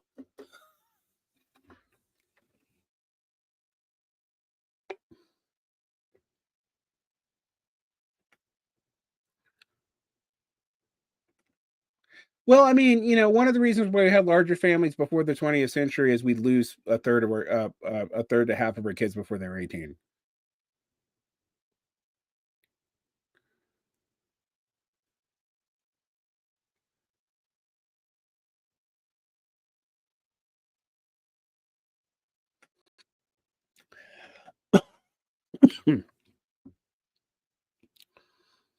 But when people tell me like, "Oh, it's a bad time to bring kids in the world," I'm always like, "When has there been a good time to bring kids in the world outside of like the 1950s?" But birth rates are dropping everywhere, not just in the West. So it's even the quote unquote developing or third world, whatever the fuck you want to call it. All those seem, all those terms feel anachronistic and patronizing in some way, but pick one you like. Well, no, we'll get into that. Except North Africa. Africa's still a fairly young society, yeah. But population birth rates are still dropping there. It's like, except Utah. No, the Mormon birth rates are dropping too. They're just moved down from 5 per family to like 2.5. Still way more than everybody else, who's like 1.2 or something.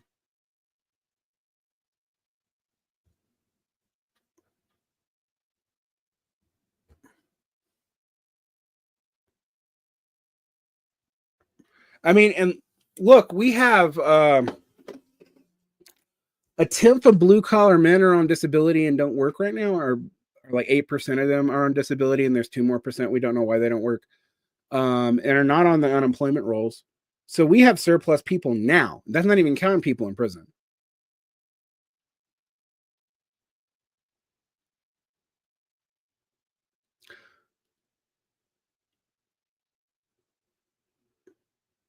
But there's a reason why, like, Musk is willing to talk about getting rid of blue collar labor competition, but not H-1B visas.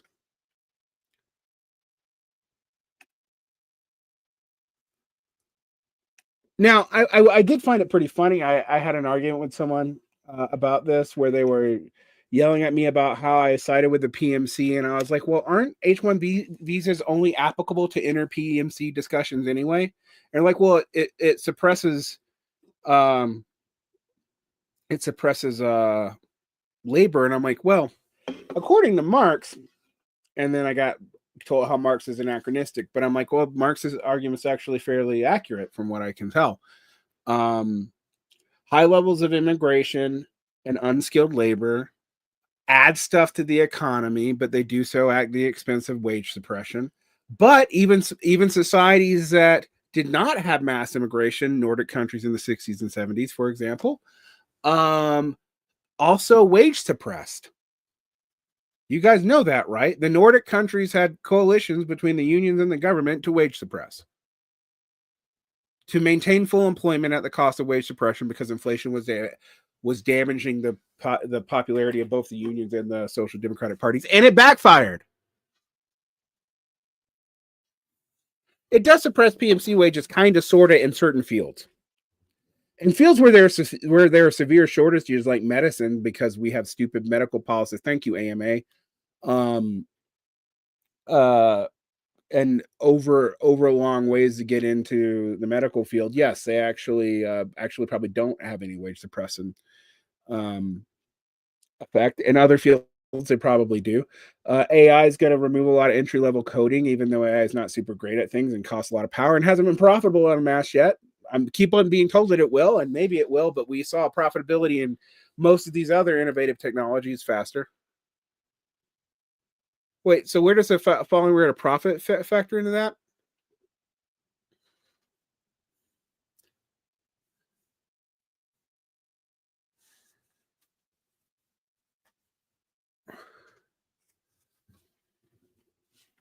The UK is in free fall because it doesn't produce anything. Can you separate out your economic elements when you make claims like that? Most of you can't. Go back to my video about most of you not being particularly well educated, because you know enough facts to not know how to contextualize the facts for why they're different. Poland still has an industrial capacity. Britain doesn't. Poland, however, is tied to the fate of the general EU, which is going to make that a lot more interesting in a few years, because you're also pretending all these black swan events aren't happening and you can project into the future.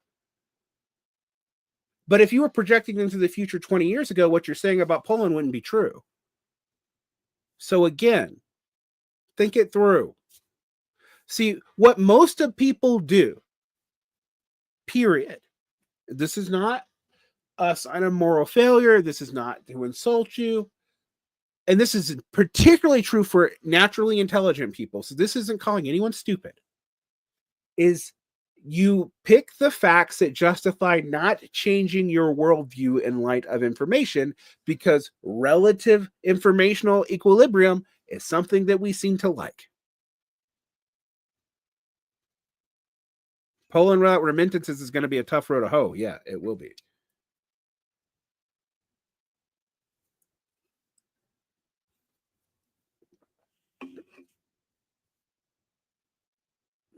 Workers revolting against the AMA has a better prospects than Medicare for all. Well, Medicare for all is an interesting problem in the United States,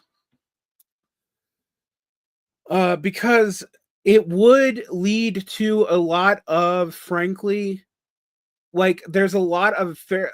I did a recent report that's going to come out in a couple weeks, on the American working class, when people talk about it, because almost all the reports will talk about how there are working class and non-working class people in the same jobs, because 52% of college graduates do not work in the field that they were educated in, and 75% of those people stay not working in those fields for more than a decade after. And there's a bunch of jobs that you can get that involve college graduates and non-college graduates working together, but only the non-college graduates on both the Bureau of Labor Statistic, and uh most liberal statistical review boards count as working class. I already told you some suspect. But if you were to nationalize healthcare overnight, you would be getting rid of both a bunch of lower middle class and middle class blue collar jobs, and a bunch of white collar jobs, effectively, because they do require college education for the lower end of the PMC. It would be incredibly economically destabilizing unless you'd already built stuff up to to basically subsume those people.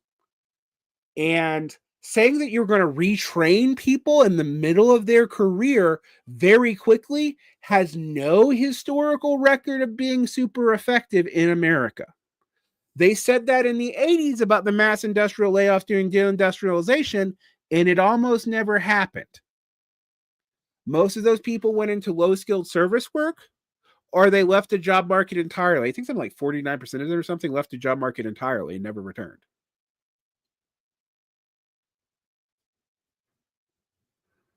Also, during the entire Biden administration, I didn't hear liberals talk shit about this. The Biden administration was dropping payments to medical providers for Medicare.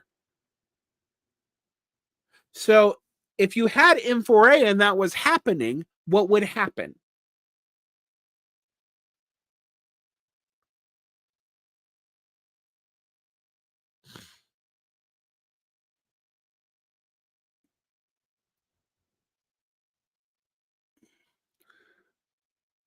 Yeah, a lot of services offered for Medicare for all are already covered. The issue is a lot of doctors don't take Medicare and Medicaid, and less doctors do because they don't get paid out that much for it. They often get better deals from the damn healthcare denying big insurance agencies, even though they also are not great deals.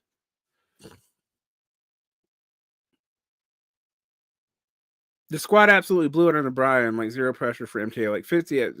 I mean, anything. No, I know that it's very funny to me that I got called defenders of the squad because I only ever liked one of them, and I never had any faith that that would be politically viable. And you can go back and listen to me talking about that before AOC was even elected. In fact, I said something kind of uncouth, and I called AOC a Ted Kennedy staffer pretending to be AOC on the block. Insurance base their base rates on Medicare. They do, yes. Although they more consistent payout. They negotiate all kinds of weird shit too. So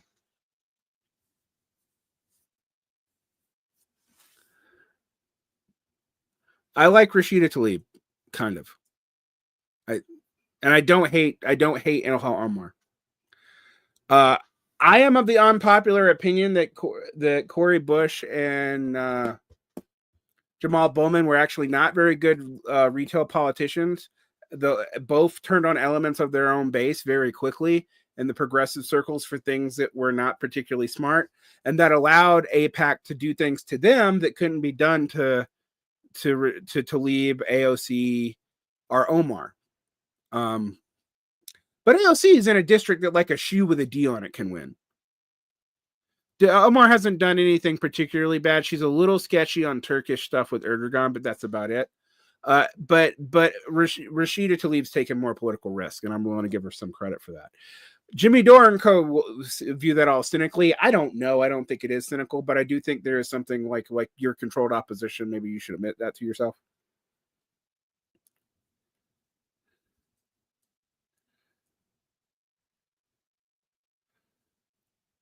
How do blue states prevent further economic flight to the Sunbelt states? I don't think they do.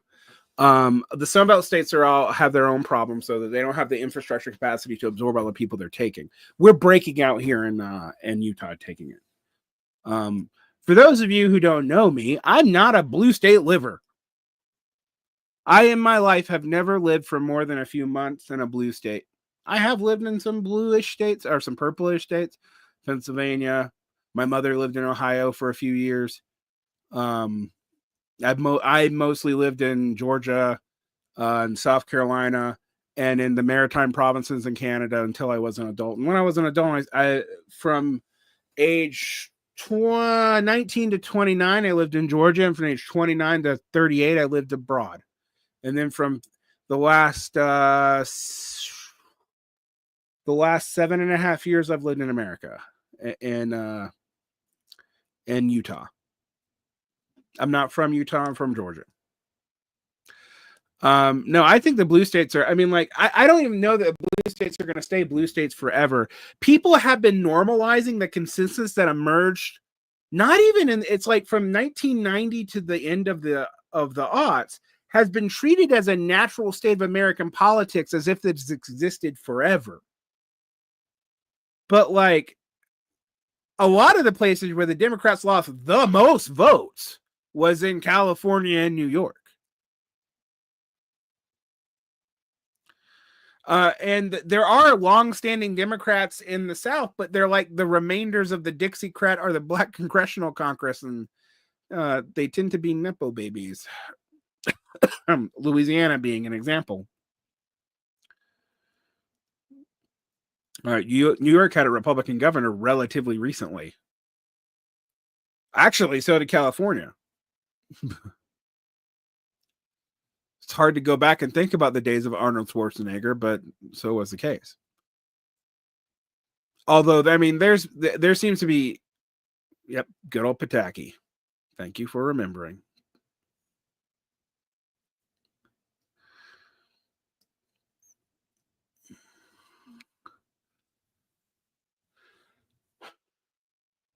I mean, I know a lot of people when I grew up who assumed that Florida would always be way, way, way, way, way more liberal than Georgia, and I live in a world where that is no longer true at all.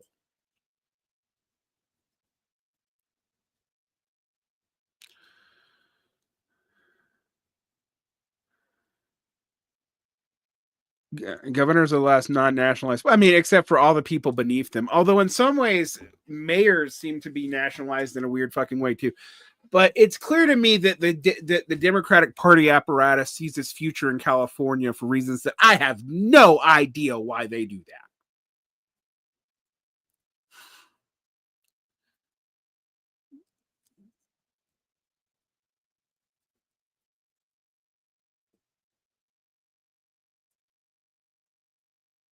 California, I've been to upstate California once you get past the Bay, where the roads are falling apart and you're basically like between, I don't know, like Humbert County and a pit.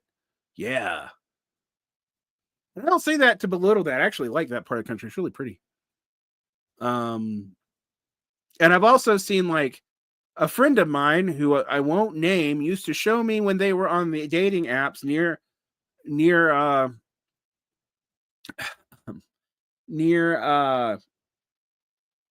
Orange County, the kinds of signaling that would be put on dating apps near Orange County, which was way, way more conservative than what we see here in Utah. Way more performatively so, too. Yeah, Jonathan Chait is, I mean, like, look, the Democratic establishment will always find a reason to redo the Atari Democratic strategy because for some reason, even though they've been hemorrhaging, voters at state levels since 1984, in states that aren't these rich financial megacores, they think that that's a winning strategy. That said, people don't trust progressives for good reason. Because progressives don't deliver shit.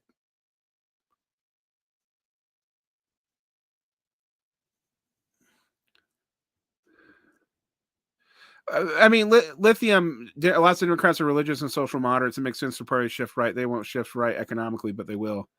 Yeah, I mean, they're not going to, I mean, like, there's a limit to how much they'll shift right, but socially. But I think also the social progressiveness of the Democrats has always been like a ruse to keep their progressive wing happy, and to keep their university donors feeling like their lifestyles matter.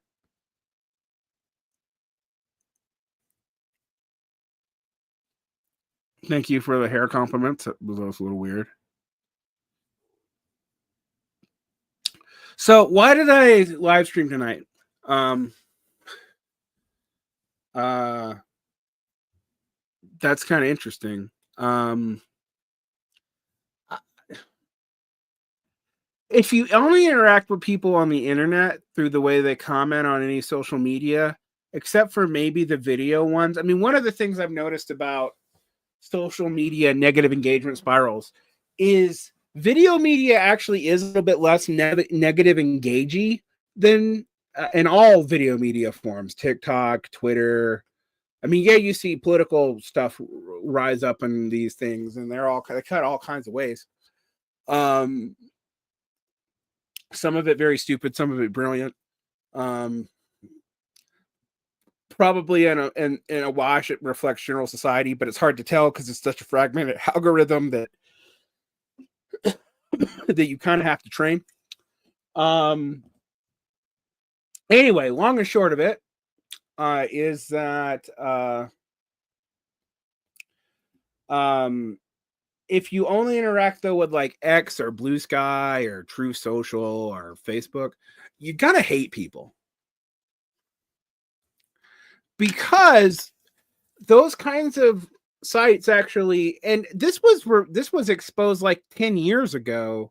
Once they figured out that negative engagement got people to engage more on the dopamine triggers and it led to dopamine addiction, they really started encouraging it.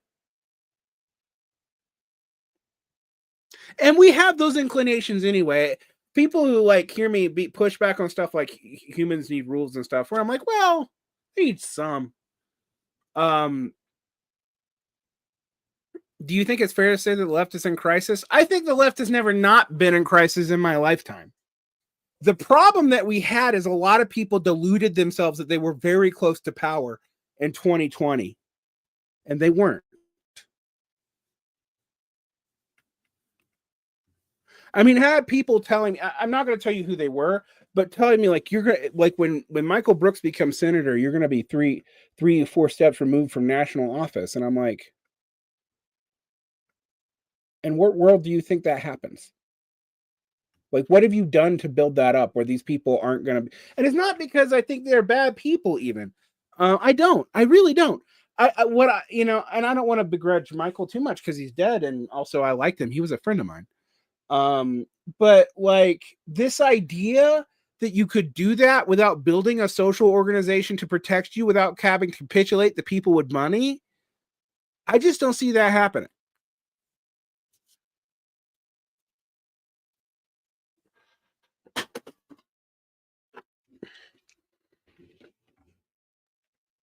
Any thoughts on oh man, capitalist power theory?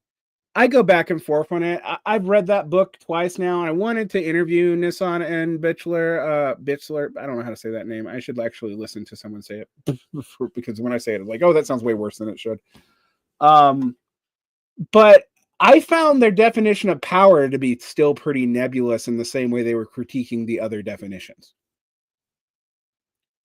Like, it seemed like it was a special pleading on their concept being somehow more less abstract than it really is, although power is super abstract.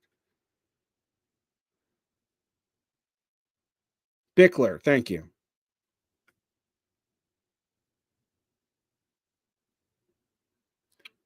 Michael Brooks' character, positive Derek Varn. Yeah, that was Brooks' critique of me. Brooks critiquing me as like, oh, you understand people very well, but you are too jaundiced. And I was like, and I remember my exact words to Michael was like, I think you're charming enough and principled enough that I think your opportunism could pay off. We said that to each other, like directly. And I'm like, basically, he was saying that I was a cynic, and I was saying he was an opportunist, but we were doing it nicely as comrades. And I believed a certain thing about him that I said you should criticize people, but you should always be kind to allies and mitigate the level of your criticism, but not what you say. And he would tell me, "Oh, you should mitigate what you say too." And I was like, "No, no, that won't work. People will find out what you actually believe eventually, and it'll back you into a corner." But I actually, I mean, I thought I actually like I was hoping for Michael. I really was. I was totally shocked and devastated when he died. I didn't see that coming at all. It was a rough year. It was a rough year. A bunch of people I knew died that year.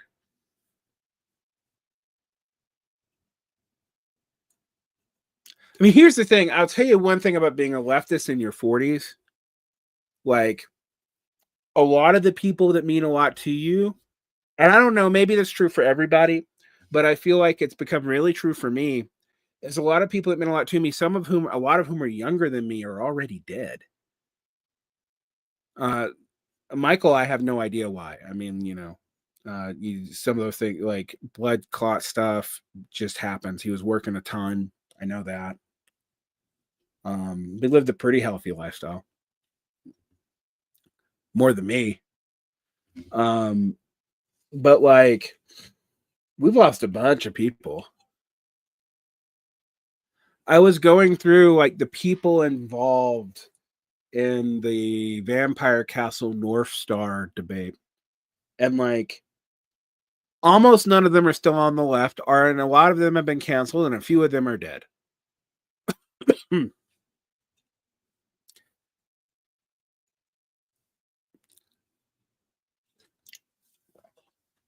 Early strokes are very common with the left. Well, they're very common with the left after 2020. So I don't want to pretend to be a doctor, but I do think that's an interesting.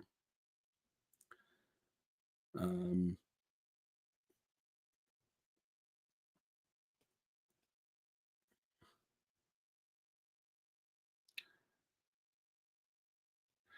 no, see, I don't actually see a lot of college freshmen lining up to replacement. That's the funny, and also they're a smaller generation.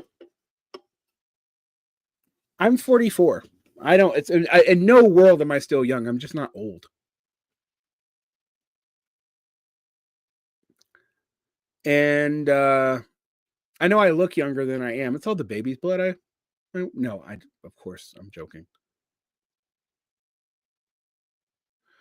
Chrisman's still around. He survived. Sean survived. That was actually a medical accident more than it was lifestyle issues. It seems like when he described to me. I don't want to go into it. I'm not going to break anyone's medical privacy, but um, but Sean's okay.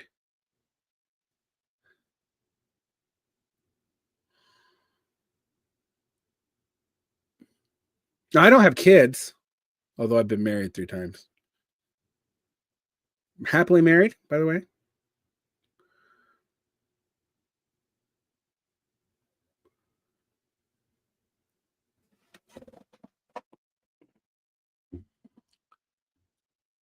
A little sad that my mom didn't live to see me be married again, but we don't all get what we want.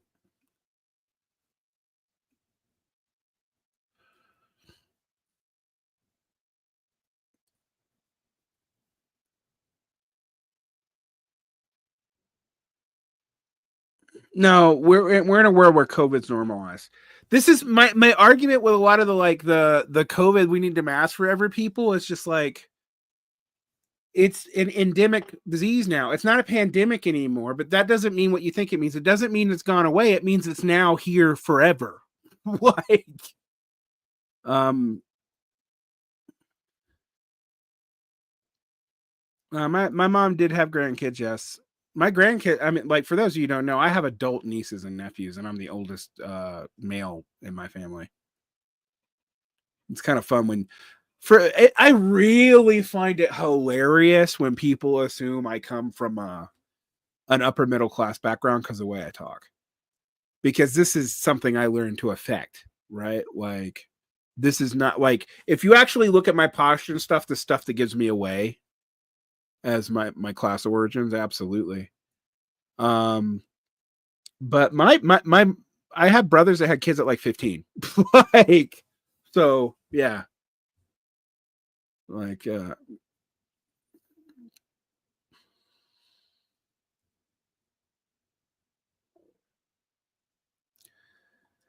I am snuff. No, I do not do any tobacco products. I just have constant sniffles.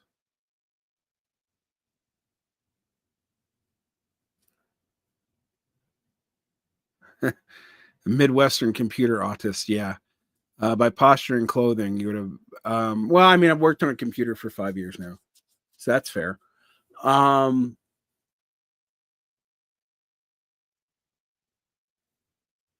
but no, my class background is blue collar.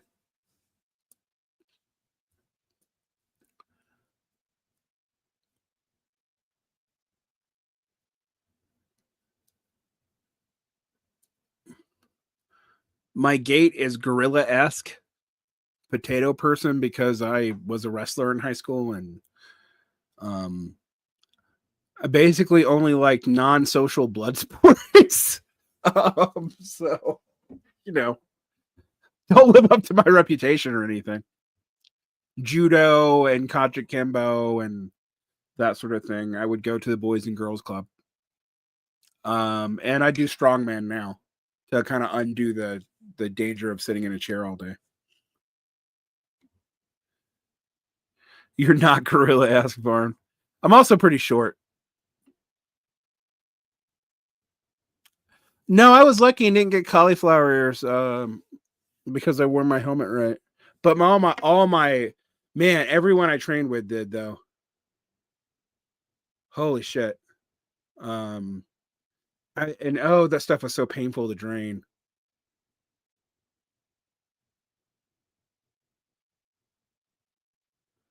Should be a socially moderate, economically left party in the United States, like the global. There should be a lot of things in the United States. Like we don't have a system that sorts people ideologically particularly well.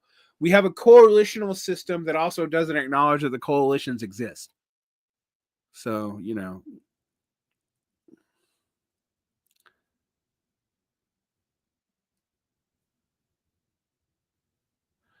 um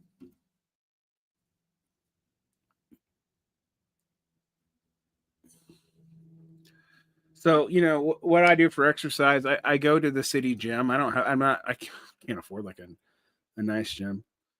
Pop quiz, what was Lash's body count? As far as I know, one. And I've read a lot of that man's stuff.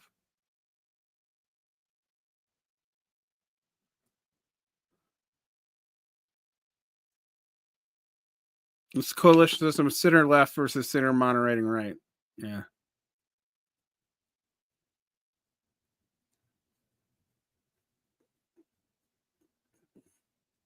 That's economically left anyways. Well, I mean, it's a good question.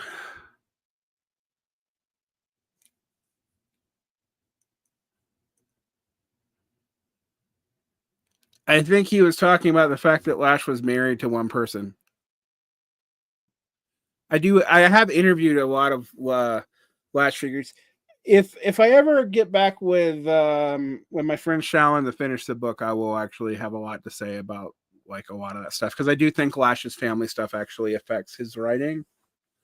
But yeah. Can you point me towards anywhere place where you've expanded on your critique of J. McEvery's theory of organizing power? Yeah, I did in a whole episode of comparing the three dominant theories of labor organizing amongst rank and file people with Sean KB of Antifada. But I need to do more. My issue is not so much what McAlevey said, but the way she was used to encourage people to go into staffing to become an interface between politicians to change labor laws and the rank and file, which led a lot of people to use that as an excuse not to get normal jobs, but to go get trained as organizers, professional organizers who basically salt. And that creates a pretty large bureaucratic class.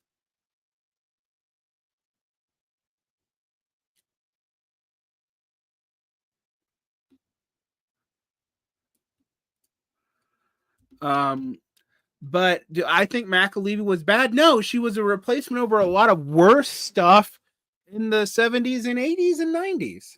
I mean, like, if you read, like, for example, like, oh God, who is it? Who is the Atari Democrat who got shot with Reagan? What was his name?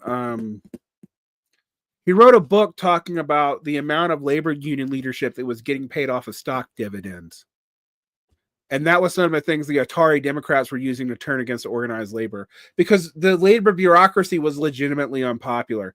And today, because we're so far removed from that time period, the fact that there was a lot of legitimate anger at the labor bureaucracy is read as like neoliberal propaganda. But it really wasn't. I mean, like, the leaders of the UAW from the period right before the Great Recession, those people are in jail. Like, so yeah, Bill Brady, thank you.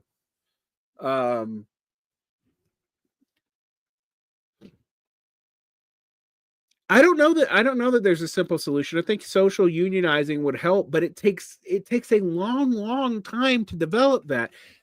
What you guys want is to undo the damage of 3 or 4 generations in like 3 or 4 years. And I don't know how you do that.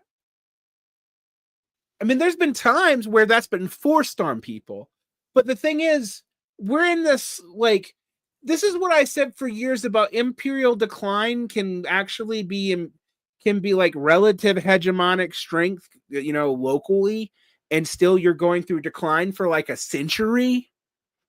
Like, I mean, the British Empire arguably started declining by the end of the American Civil War. Even though it was expanding the Raj, it was already showing major weaknesses.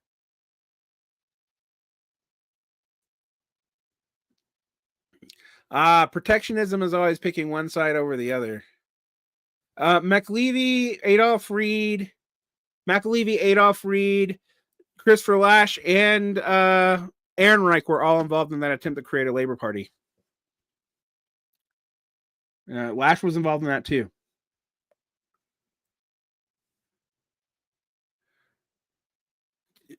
Do you have any material engagement with selectorate theory? I'm encouraged to concept much because my aborted poli-sci minor in Marxist issue U seems hostile to it, but what's your take? I don't know that much about selectorate theory. Bang the drum slowly. Colin drum.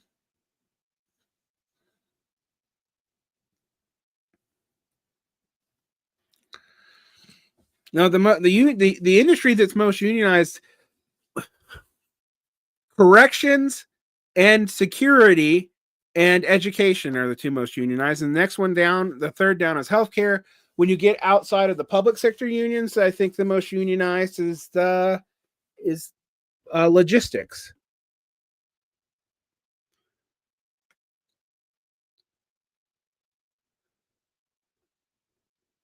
No, selective theory is about regimes, like democratic versus authoritarian. Okay. I probably approach that through a different. I'll do some research on that.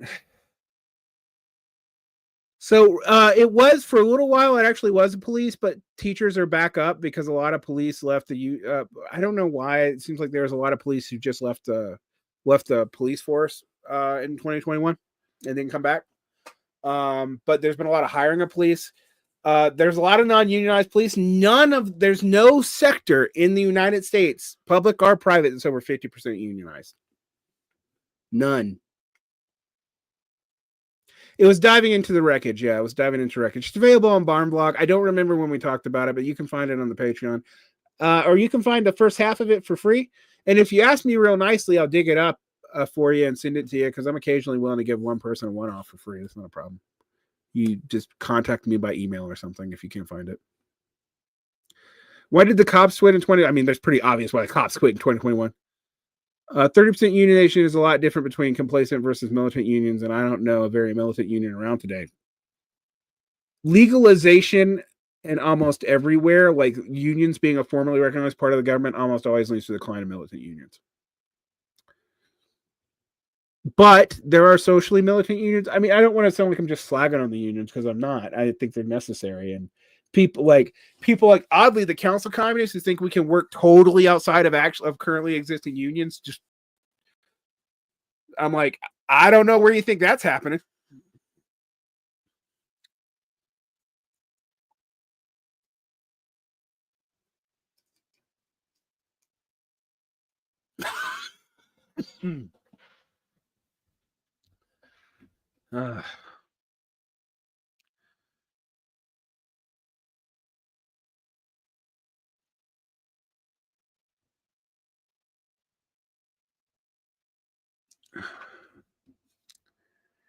But yeah,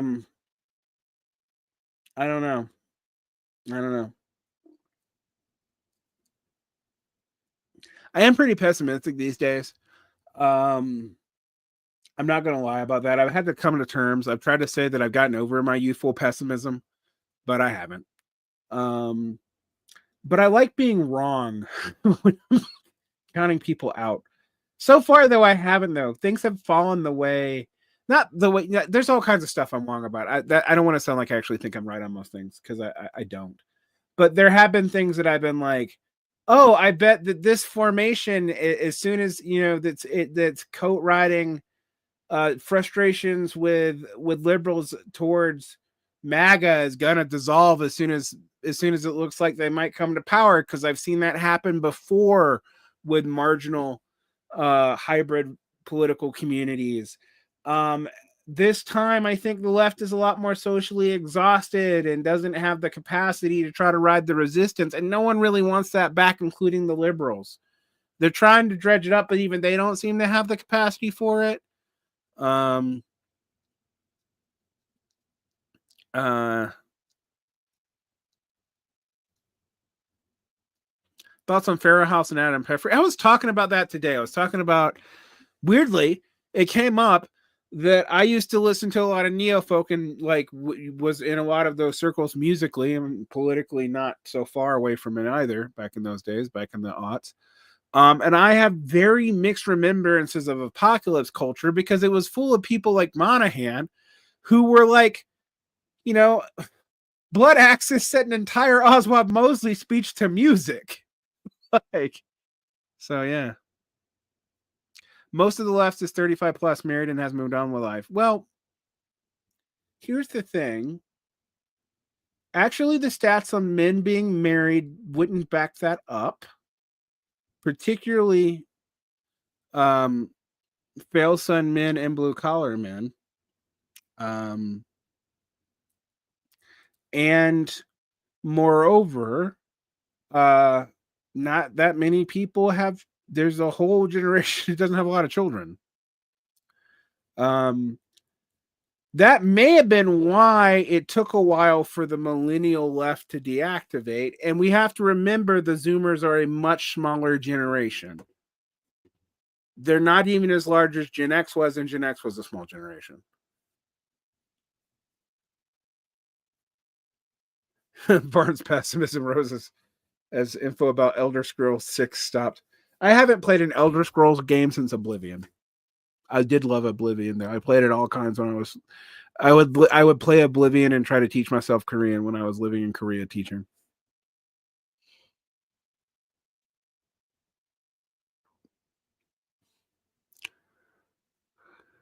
Now, cost wasn't why there was an anti-vaccine or anti-mandate issue. The biggest predictor of whether or not a country had a large anti-mandate response was how integrated doctors and medical staff were amongst the general community. Believe it or not. Bigger predictor than what the state said, a bigger predictor than how developed it was, a bigger predictor than whether or not it had socialized medicine. So, do you think we need dual power? You used to talk a lot about it. I don't know how we get dual power yet. I do think you need I think we need like social republicanism and rebuilt social institutions, some of which should not necessarily even be left wing, but should be worker oriented, and then we can start looking at a program, and then we can talk about dual power. But you are half a generation away from that if we started today.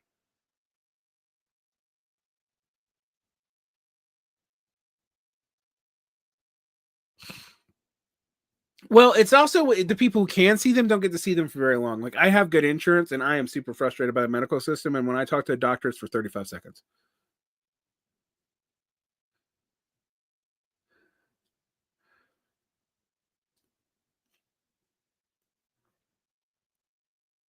well, I mean, it's your generation, my friend, that I'm talking about needs to start doing it. So prove me wrong. But I don't have like guys, the workers movement that led to 1858, which eventually led to like the first international, that was a period of a century. Some of that shit started as early as the English Civil War. So when you're trying to reinvent things that were around for hundreds of years before the forms that we attach to and base our conceptions of could come into being, and you're trying to invent it super quickly, and conditions that it's hard to understand where the past is applicable and where not, I really don't know what to tell you. Like, it's possible. Black swans are possible. We see them all the time, but like, but I can't tell you that. That's like the limitation of like, I'm a historicist, historical materialist, even at least in terms of how I analyze things. And there's a limit to that, and I know it. So, but the one thing I can say is trying to do the same thing every time and it failing, even though conditions changing, the probabilistic odds for that working are pretty damn low.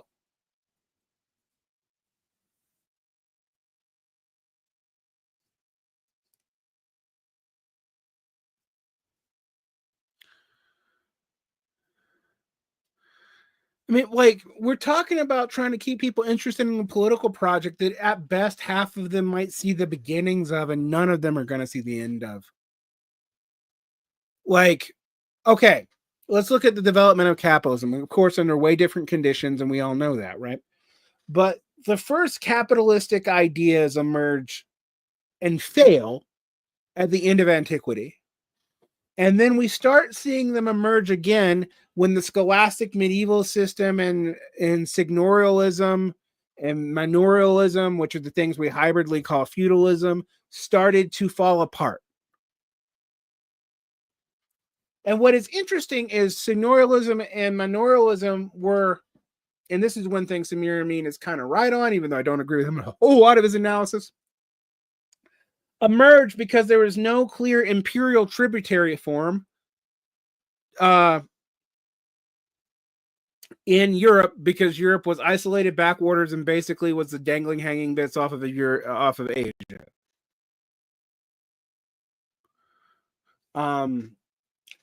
But you know,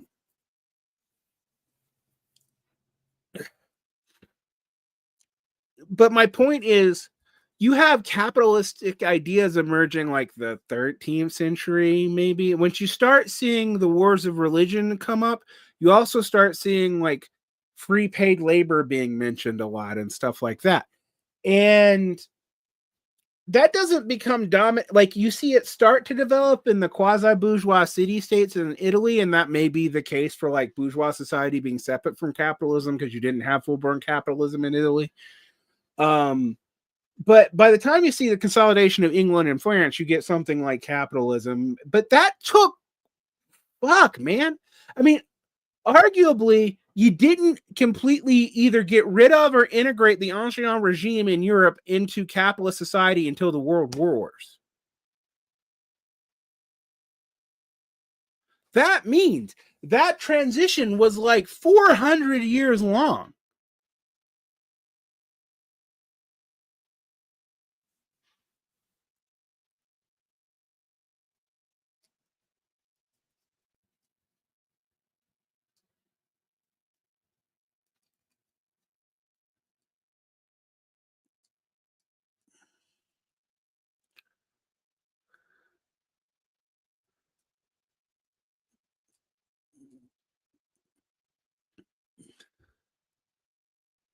What do you think the make of the thinking that because Luigi wasn't a leftist or even affiliated with any org, that it was just an alleged act, was able to resonate so widely as a class issue?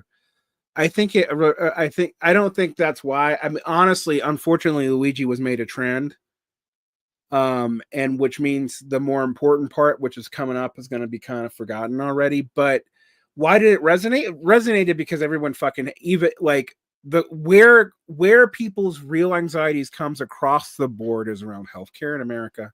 That's where things really start to show up as like impossible. Um, was killing one CEO change much? No. Do I feel the need to celebrate it or condemn it? No. Do I think that if he'd have been a leftist, it would have had more backlash on the left, for sure, for sure. But I don't know, man. I don't. I think it resonated with a lot of people, but like so many things, when it gets memeified, there's a shelf life to its ability to be understood. Memes are necessarily a hollowing out and a recontextualization that fills up the hollow gap. There's no way around that. That's how it works as a communication medium. You hollow out something and then you project back onto it. It's actually quite useful for both spreading information with very low information people, but also undermining that information at the same time. And I don't know. It's hard to deal with. Not an easy thing. But everybody fucking hates healthcare. Unless you're extremely rich. Right. And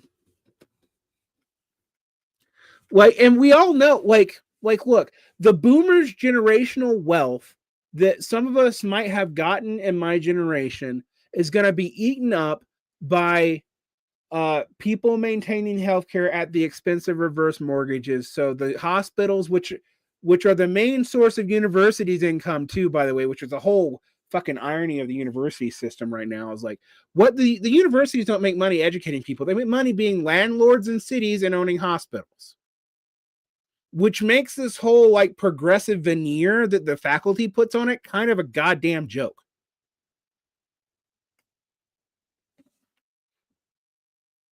It's eds, meds, tech, and we can deal with some annoying academics to have that.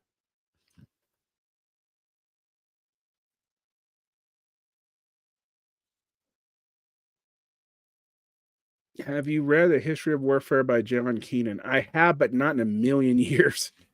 When did I read that? Let me look it up. Probably have it on my Goodreads. John Keenan, History of Warfare.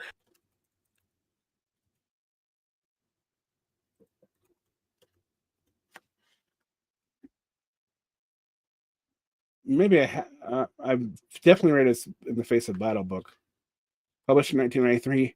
Shit, man. I read that in a class on just war in college in 2002. So I haven't read it in a long time. Should I read it again? Because I don't remember shit about it. It's what I'm briefly indicating. My reading speed is I read about 100 books a year. And I grade and I teach English, so I read a ton. I did not start off as a fast reader. I learned to do that over time.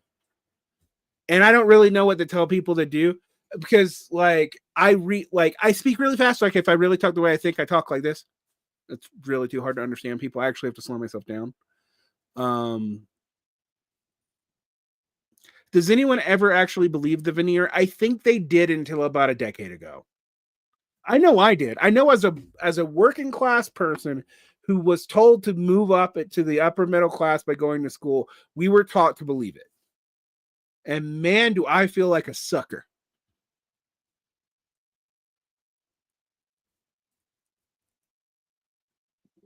Now, interestingly, my stepfather, who was basically a fail son by choice, he was blue collar by choice. His family didn't have any money, so he went and made for himself, became a mechanic, started off as a NASCAR pit crewman. My mother's family was dirt farmers, and we lived in a car for a lot of my childhood. So yeah. But anyway, point being, is that my stepdad was much more skeptical of formal education, even though he insisted that we needed it, than my mom.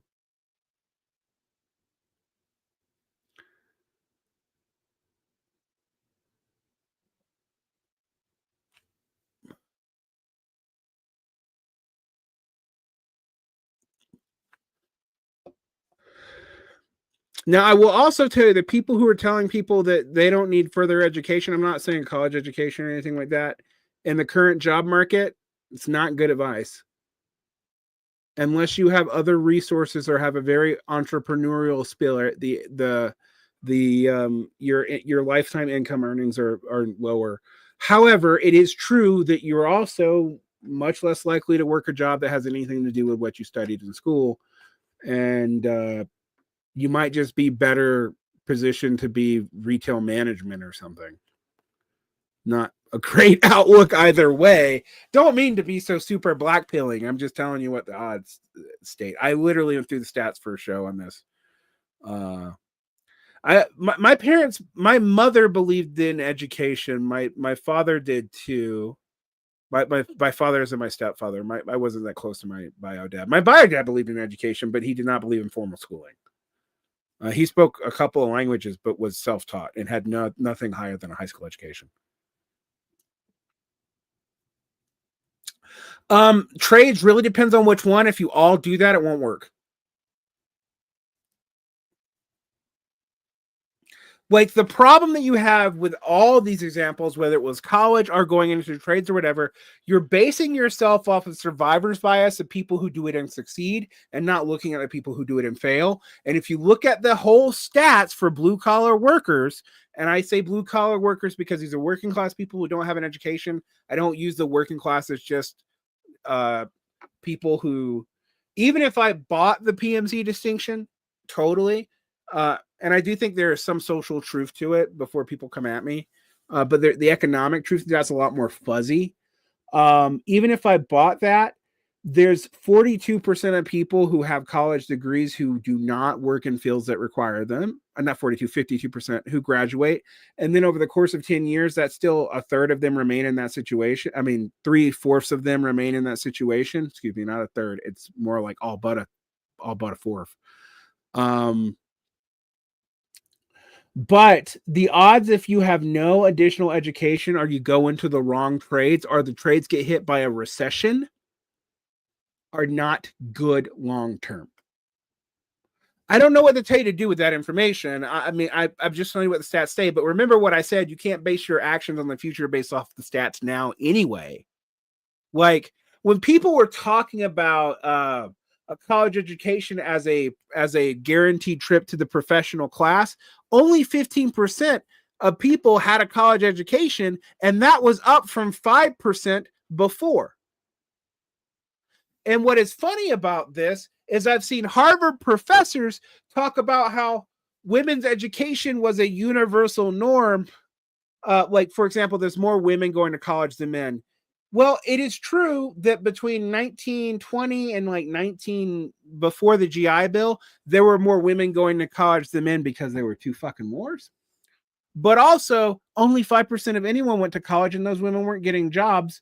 And basically, college was just seen as a way to meet for upper class women to meet women for finishing school.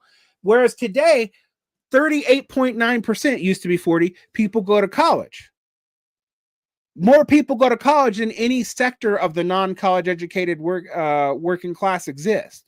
Now, 60% of the population is not that, but if you're judging that based off of living baby boomers,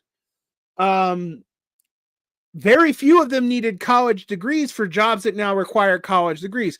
Now, we are seeing the beginnings of both return of child labor and decredentialization for certain jobs, but as they get decredentialized, their pay gets demoted too.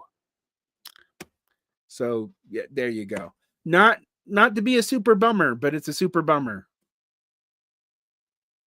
What do you think about David Shore's thesis about education polarization being a generally irreversible issue? Under current conditions, it probably is.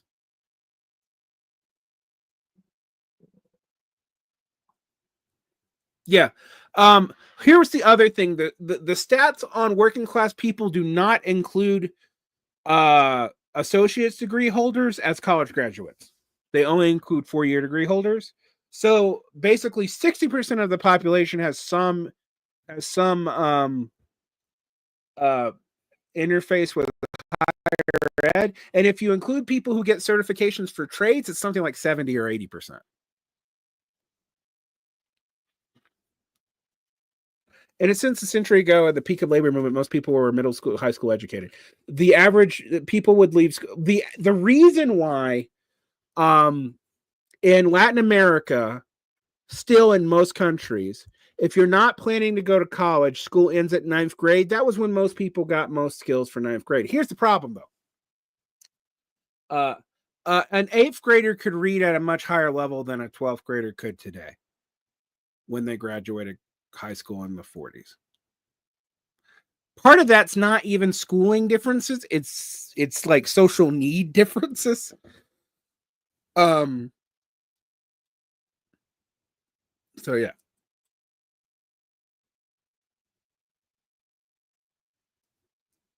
Working early isn't a bad thing. Working early is a bad thing if you don't have enough jobs in your society for it. I I actually think what we have now is like this weird system where I'm not against actually high school students working. I don't want to sound like I am. I'm actually not, but I actually do not want them working in meat packing plants and in munitions factories, which because the penalty for hiring people underage is so low, and in most states, underage majority workers get sub minimum wages where they're legal.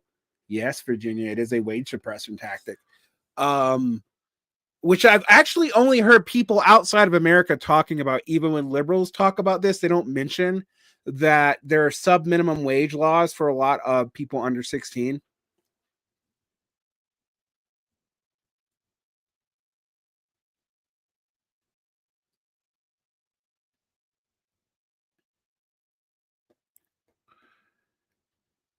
Having a mismatch in skills and need isn't the same thing as not having enough jobs in Dakota. Well, no, we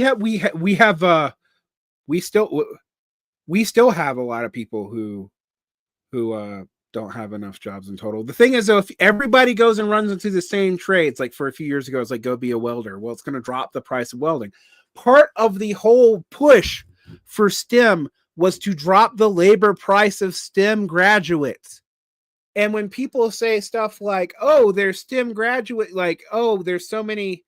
Somebody was comparing China's number of STEM educated versus America, which China has a lot more. Of course, they do. They have a lot more people too. But also, like Mexico has more STEM graduates than America. But I have met engineers in Mexico who were like just a head janitor. They overproduce them. And a lot of the reason why we underproduce them in America is because the lobbies for those professions actually encourage schools not to have enough people to educate more people for them.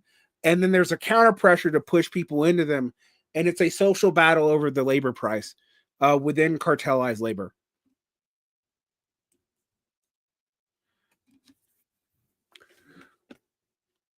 And I mean, honestly, like if I don't think I was an educator, if I wasn't teaching high school students, I don't know that I would know this because I just have high school students ask me all the time. This is why I look this stuff up as much as talking to you guys. But I spend a lot of time looking at labor statistics and talking to my spouse who works in statistics and make sure I understand them. Um, and because I've actually like misunderstood statistics before and made an ass of myself on the show. So I talk to people who know stuff, but it's usually depressing to actually get all this stuff looked at. What should I have no fear about my future child's literacy provided I read to them every day and have no iPad babysitter? I mean, you can't know, but no. The problem that you're going to have though is right now tech is being pushed in poor schools because labor is expensive and we don't have enough teachers. We have like we've had a 25% deficit in the expected need of teachers for for literally 15 years.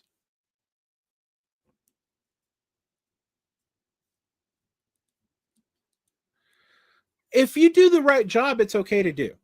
And if you don't need it for like, but it's a most people don't last more than 4 years for a reason. And that is despite that it takes a master's level degree to do at secondary school level in most states, or at least a lot of additional education in addition to having an undergraduate degree.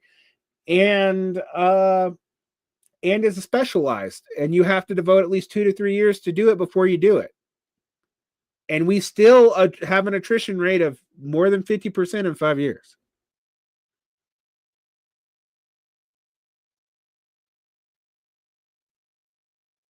Well, labor is always going to be more expensive than technology. Technology is fixed capital, labor is not. However, labor price can be pushed down and fixed capitals can't. That's actually why I don't discount LVT.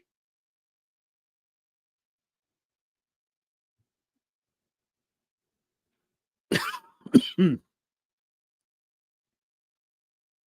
have to homeschool your kids even if they go to school today. Well, here's the thing. When you guys talk about Asian schools and stuff, that's what every like everybody goes to public school till like 2:00, and then everyone goes to private schools to get the rest of the information until like 7, 8 at night. They had to pass a law in Korea and Japan to keep it only at 7, 8 because they were going to like 11. Yeah, labor theory of value. Just remember that I have aphasia and I flip numbers and words and acronyms all the time. I was trying to say in institutional review boards, and I was saying IBR instead of IRB. The other day on a podcast, it was so fucking embarrassing, but I knew what I was saying. Yeah, I have aphasia. It's real fun when you're a public speaker and a teacher. Talk about life choices. I should have been that computer jockey.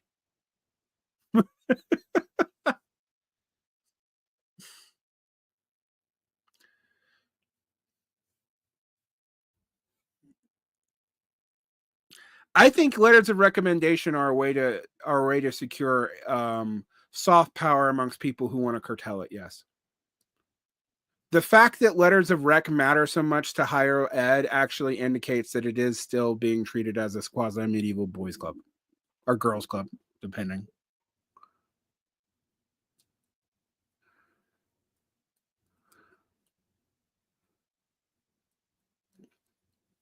But the other thing that's happening as we get rid of standardized tests, and we all know you can't trust grades, the only thing that colleges are accepting this off is holistic acceptance, which means like stuff like meeting political profiles, which you need to have high social capital and usually a lot of money to do, or it's based off your fucking zip code, literally. I mean, that's why I'm real iffy. I agree with a lot of the critiques of standardized tests, but I don't think people think through what they mean when they get rid of them. As a person who is able to use standardized tests to rise up the system, it worries me. Because what you're doing is you're removing a biased system that's shitty but has rules and replacing it with a biased system that's rules are the bias of the institution alone. The greatest determinant's always social connections. Honestly, that's part of why you go to fucking school. But also, when I talk about social stuff, like who your friends are also affects the way you think. It's not even totally nepotism.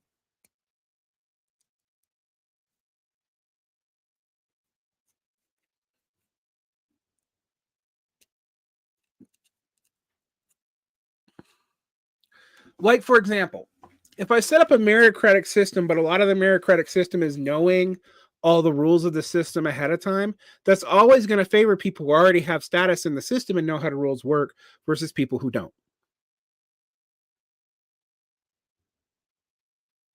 Now, one of the problems with standardized tests was the shift that we did in the 90s to the aughts, where we went from using standardized tests as a way to get in college to schools being judged by their standardized test results, which meant the schools had every incentive to teach to the standardized test.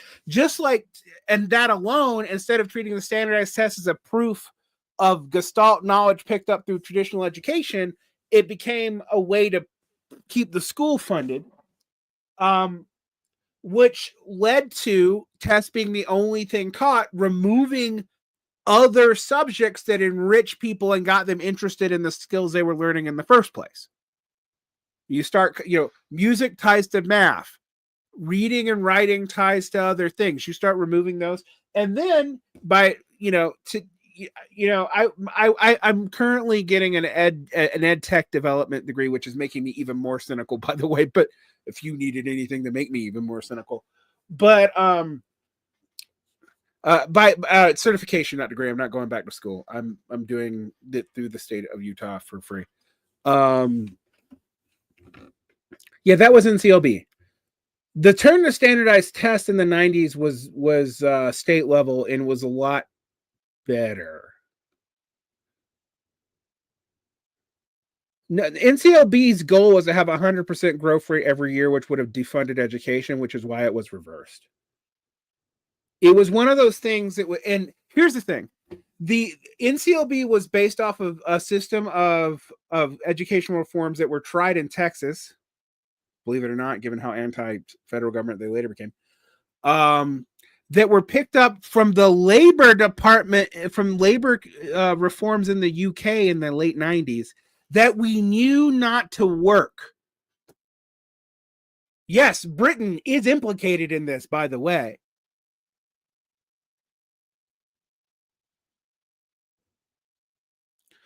When Obama instituted Race to the Top or whatever, what he did was take a set of standards developed mostly by red states. The Common Core was developed actually by Georgia, was one of the states that contributed to it, because I was testing the Common Core in 2006 before Obama ever picked it up, as an answer for a set of curriculum that the red states could agree on, as a kind of universal standard amongst themselves. When Obama picked it up to appease them, they turned against it. Although most of those states still used those standards and just renamed a few of them so that the public didn't notice that they were doing that. But what you also saw happen, and this happened in higher ed, is higher ed is more and more about, in the first few years, where there's more and more teaching skills that used to be taught in high school. So there is truth to the fact that stuff that you used to get in like 3,000, 4,000 level classes like 10, 20, 40 years ago at colleges, you're now not getting until graduate school. What that means is the cost to you is higher. That's what I tell people when you're when there's a lot of teachers who say, well, we need to make this stuff more inclusive and lower the standards because it makes things more inclusive by lowering standards, which is itself fucking weird and kind of racist. But I hear it a lot. And then I point out to them, but when you do that, what you mean to do is now the jobs are going to raise the credentialing requirements for high skilled jobs to make up for you doing that. So every person involved now has to pay more to be able to get those credentials and skills, which also means that it becomes a more and more elite affair.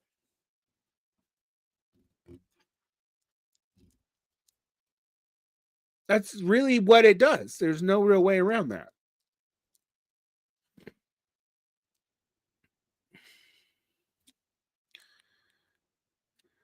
Would it be evil to join the Peace Corps or just neutral? Probably neutral. I mean, I've actually asked, is it evil to be a teacher? Like, so yes, for example, if you're considered to be a good middle school teacher, you now must qualify in at least 3 ways: excellent classroom management, and you produce good scores.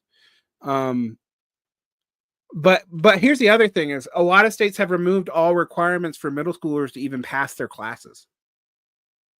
In Utah, you cannot be held back until you're in 9th grade, which is still part of middle school in some districts. But yeah. Um, just don't let the CIA recruit you. We don't let me talk about that. I could talk about that all day, but I can't talk about it while on air.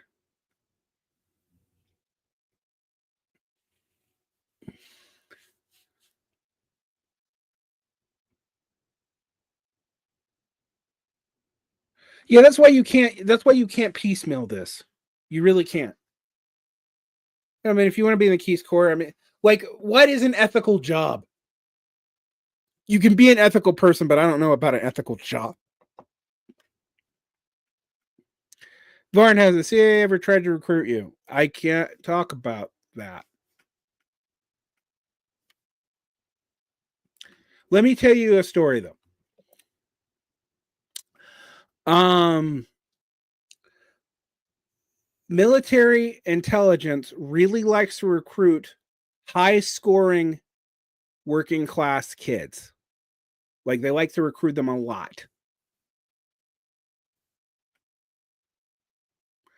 Which is why often if you got a good score in your SAT or ACT, you'd be encouraged by counselors to take the ASVAB.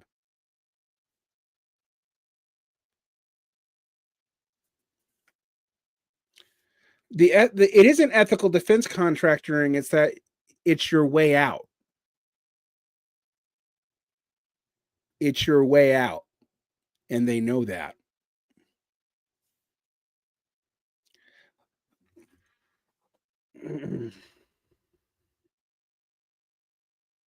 The ASFAB. Yep. It's a test that you take for military skills. It's a public. Did you ever interview David Blacker? No, but I was friends with him.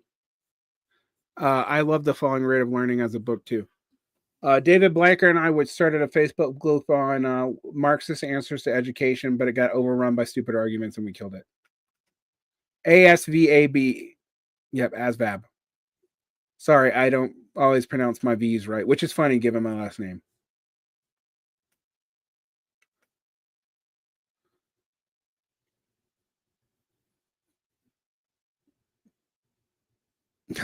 Do you think there's such a thing as an anti-war movie? If there is one, it's Come and See. The Russians got us on that. The problem with most anti-war movies is like most anti-war Wall Street movies. They end up accidentally glorifying, like how many Martin Scorsese movies are aimed at him critiquing morally behavior that he makes look cool.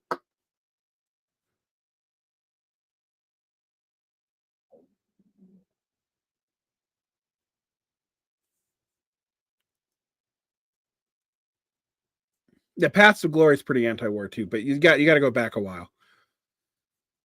Thin Red Line's really good. Yeah, I agree. So yeah, there's a few. There's not a ton though.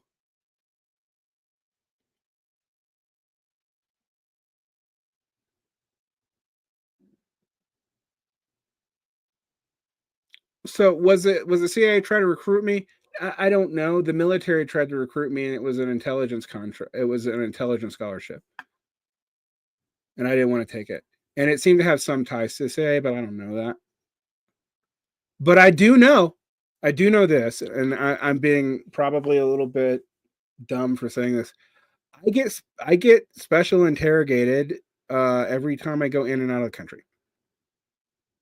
So when people call me like a stooge of the government, I always laugh because I'm like, oh, well, do you have to answer to Homeland Security every time you leave the country? I don't know why I do. They're not mean to me. They don't threaten me, but every single time I leave and come back, I have a Homeland Security briefing every single time. It may just be the countries I've spent time in, but it happened pretty early. No, it started happening as early as when I was in Korea. But yes, after Egypt and Mexico, I'm expecting it, of course. I had the UAE, Egypt, China, ROK, Japan, Mexico, and Colombia in my passport. I'm sure that's not a great look.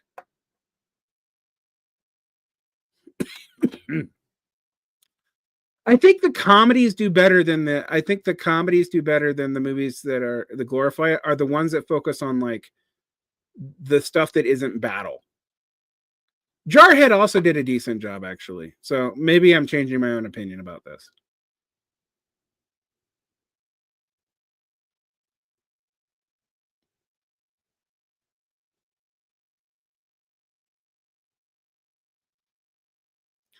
But yeah, Jarhead is a company. Yeah, fair enough. It's mostly about boredom. Um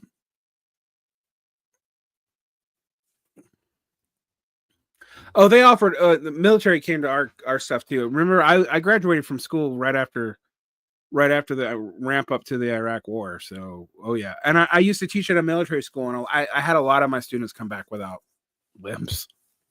So they didn't die, but those past bullet fans definitely don't dispel those spook rumors. No, they don't. No, they don't. I'm totally fair. But then again, like you know, I'm not hanging out in certain places. So if there's a place I would have loved to visit that I really can't, it would have been Iran, but you can't really like they would take you, but you get in deep trouble.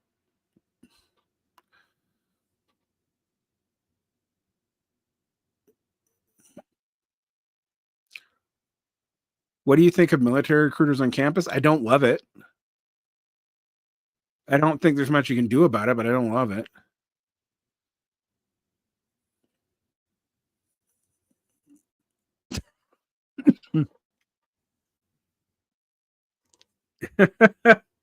That's funny. That's funny. For those of you who don't know, I was just reading about someone younger saying that they told the military army recruiters they wanted to join the People's Liberation Army in China.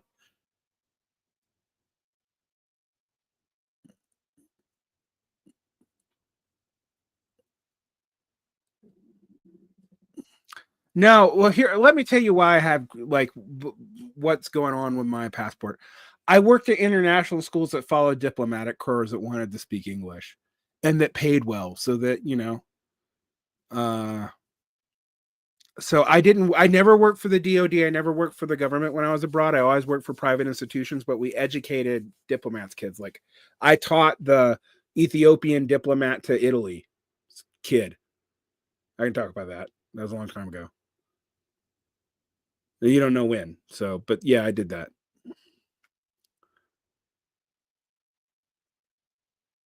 I also was at a really awkward state dinner once because I was a friend to Mexico somehow. So I got invited to the Independencia um, dinner with a bunch of my Mexican friends, and we came in formal gear, and there was nothing on the card to say that we should come formally.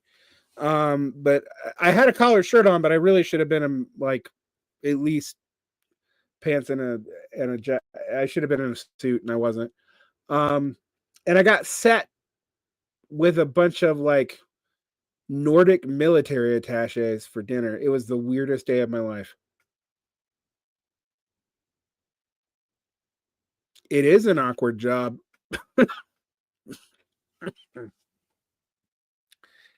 They were originally the Ethiopian diplomat to Egypt, so that's why I taught them. But yeah, and yeah, that's good. Thoughts on Graeber? Are you just trying to get me the rant? Have you heard me talk about David Graeber?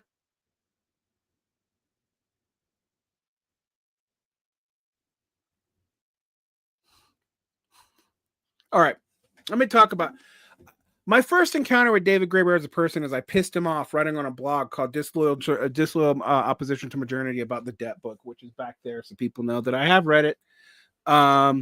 And that I argue with him about his characterization of the merchants in China as capitalist and as Confucians as anti-capitalist when there was no capitalist relations in any developed form, aka the ability to save surplus value and reinvest it in that period of China. And he laughed at me and called me transhistorical.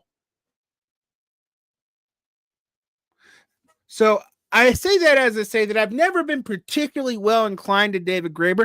I also remember reading multiple times something that he said in Fragments of Anarchist Anthropology. By the way, I've read almost all of his books, where he said that the only reason Marcel Mauss didn't call himself an anarchist, even though he was a milquetoast social democrat, was Sorel.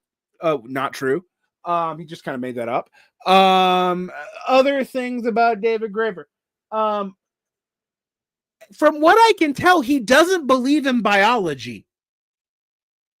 He really seems to think, him and Ringer really seem to think after Marshall Solins, that those of us who talk about human beings and primates are being racist by comparing primitive humans to monkeys.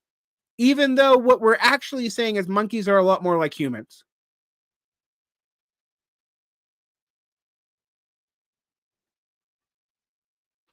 I could go on about there's a passage in one of Graeber's early essays where he compares going to work every morning to the Middle Passage.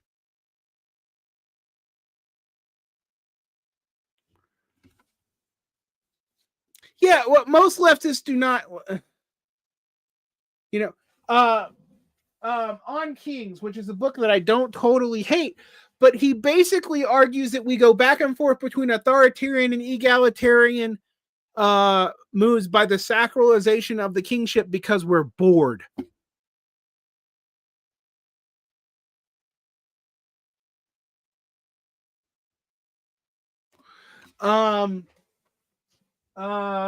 Yeah. He basically throws all the stuff about subsistence hunter gatherers out because he doesn't want to, because he's having a crypto fight with the primitivist in his own. Like, one of the things about Graeber is that a lot of his stuff seems to be about fights on the left that he reinterprets through anthropology. Do I hate everything he's written? No, I don't. But if I have like, I wasn't joking when I unfavorably compared him to Alexander Dugin and having an idealist and irrationalist view of human nature. What's my favorite book on this shelf right here? You mean all of them together? Let's see what's up here. Let's see. There's Beckett. There's Anti-Postone. There's Dawn of Everything, David Graeber in his pirate book. There's my Marshall Solon shelf. There's my George Bataille shelf because I'm doing a thing on him. There's my Lukács shelf. Lukács. There's my Robert Greene shelf. Yes, I do read Robert Greene. Let's see. What's my favorite book on this? Michael Sandel. I have a bunch of...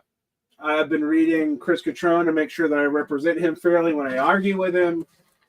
There's Tut's book on Nietzsche. That's one shelf. There's 7 more in here. If you mean this shelf over here, there's the book on Trotskyism and Maoism as alternative forms of Marxist-Leninism. Let's see.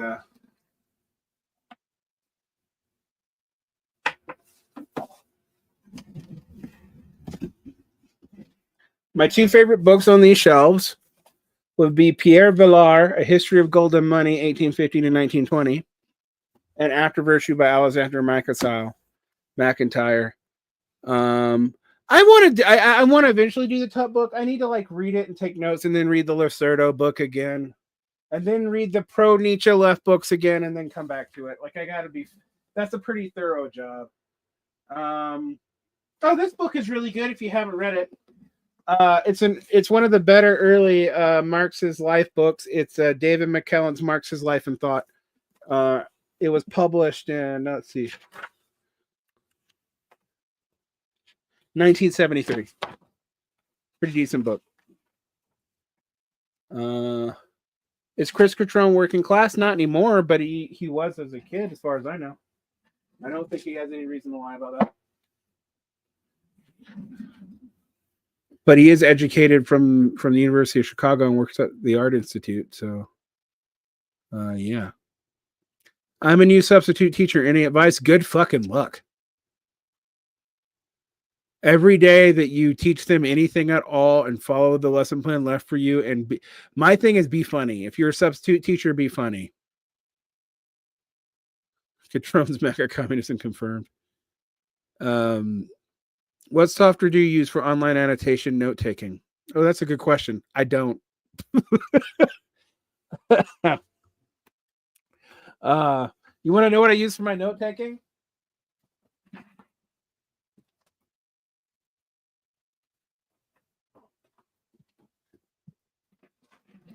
And if you like, I'll show you my camera. If you look over there, you'll see that I actually still handwrite on paper. I'm a killer of trees. I'm sorry. Yeah. But yeah, what do I do? I use some document scanners to scan this in and OCR it. So you guys are what music am I currently listening to? Al Sara and the Nubatones. I do like Substance. Yes, I have watched it. It's really good. Thoughts on Chomsky's books. He's written like 50 fucking books. Which ones? I think as long as you don't listen to him on Cambodia, he's okay. Manufacturing Consent overestimates the influence of the media industry, but I don't know that it did historically. I actually think or like when he was writing it may have been accurate. It's just overused now.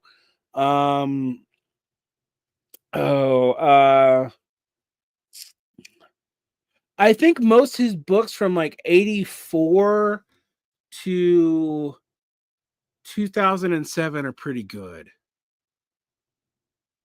Chomsky never argued what?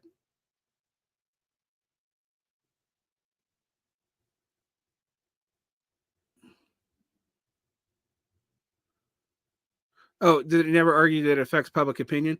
Well, actually, but he still thinks consensus is necessary for it. And I don't know that it still is. I do think it was probably during Fordism when you still had a conscript army.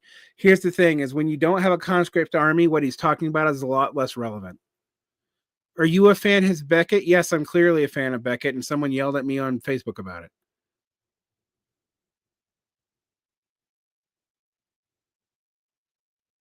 Thoughts on David? I love David Lynch. I don't like his politics were pretty milquetoast, and I'm sad he's gone. But he was also 78 years old.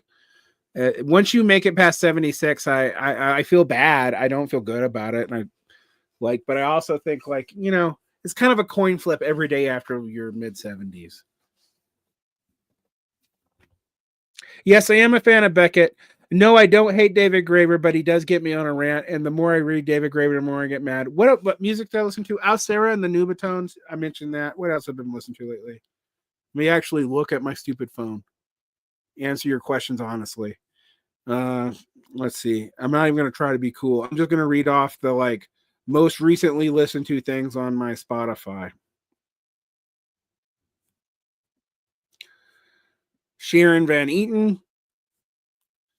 The new La Savi Fave album. The Canadian hardcore band Fucked Up. Clippings. Kind of like them a lot. Let's see what else is on here. Sun June and Advanced Bass because they're depressing.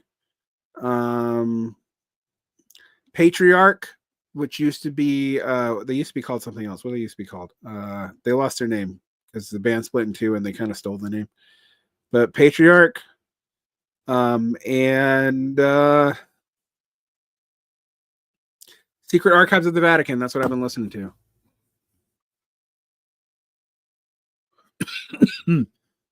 Oh, my surgery. Yeah, it ended up being not that invasive. It was more like it used to be Bashuska. Yeah, thank you. My surgery is okay. I'm healthy ish. Not really, but I don't have cancer is actually the point. The biopsy was surgery, but it was like go in, snip, and come back out. And yeah, so I'm okay. There's some stuff I have to do, but I can go back to exercising and podcasting too much. Obviously, I'm doing it tonight. This is what happens when my wife is out and I'm done grading for the semester.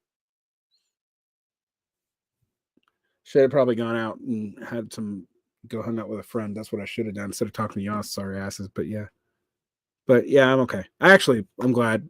Things have been good. It's nice to talk to you guys. It's been about 3 hours and I need to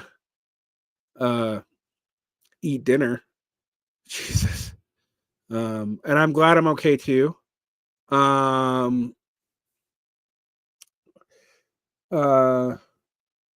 This has been fun.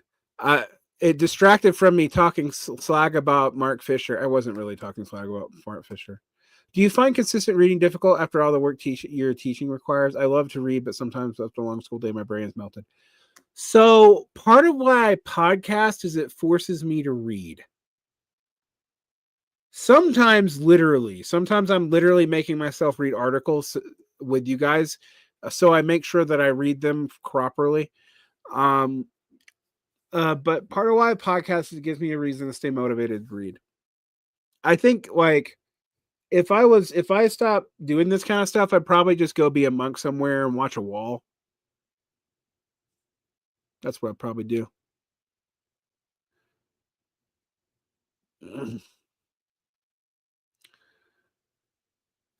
Diet Cokes and have a real party. I think we will be doing something locally. We've been the other reason I did this, the Internet is a Strange Place episode. We hit 300 episodes of the main show in March. And we start season 2 after 4 years because I just don't want to keep up with numbers higher than 300.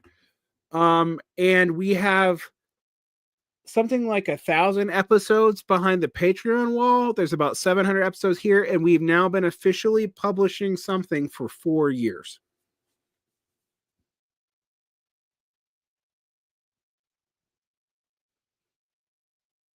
Oh, it is more productive than staring at a wall. I mean, meditation's good, but you know, I've done that thing where you stare at a wall for a week. It's not good. Am I too late to ask if Polysign Master is worth it? What do you want to use it for? Do more stuff with JG from Parallax View. I like your comic episode. We are doing more, by the way. We keep on planning fun episodes and then depressing things happen. And he's like, we have to talk about the depressing thing. And I'm like, do you really want me to talk about the depressing thing? Do you just enjoy like taking hope away from your own audience? My audience is used to it, but your audience isn't.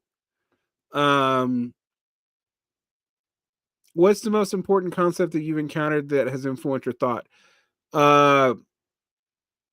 There's 3: dependent coarising,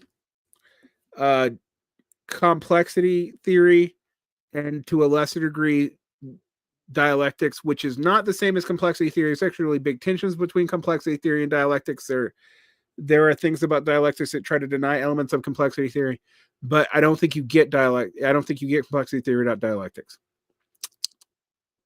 I'm also a word nominalist. So not because I don't think that concepts are real, that concepts describe real things, but that you shouldn't be confused by the words for them. Like, people will argue all kinds of really stupid shit about class because they're not using the same words and not using the same criterion when they talk to each other. And it's just a waste of time. Also, Fabian asked, I got a bachelor's degree in political science and can't seem to do anything with it. Did want to be a political analyst at one point. Well, I mean, I guess getting the master's will help. Not a Platonist, absolutely not. No Platonism here. In fact, like, you might call me an anti-Platonist. Like,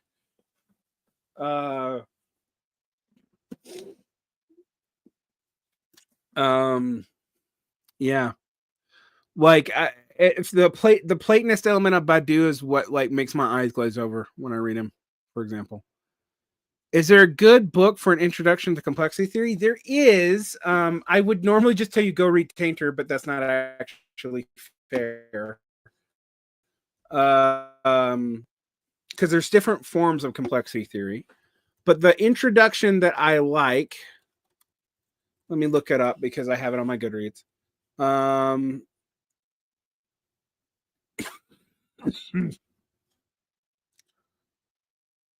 Is Exploring Complexity and Introduction.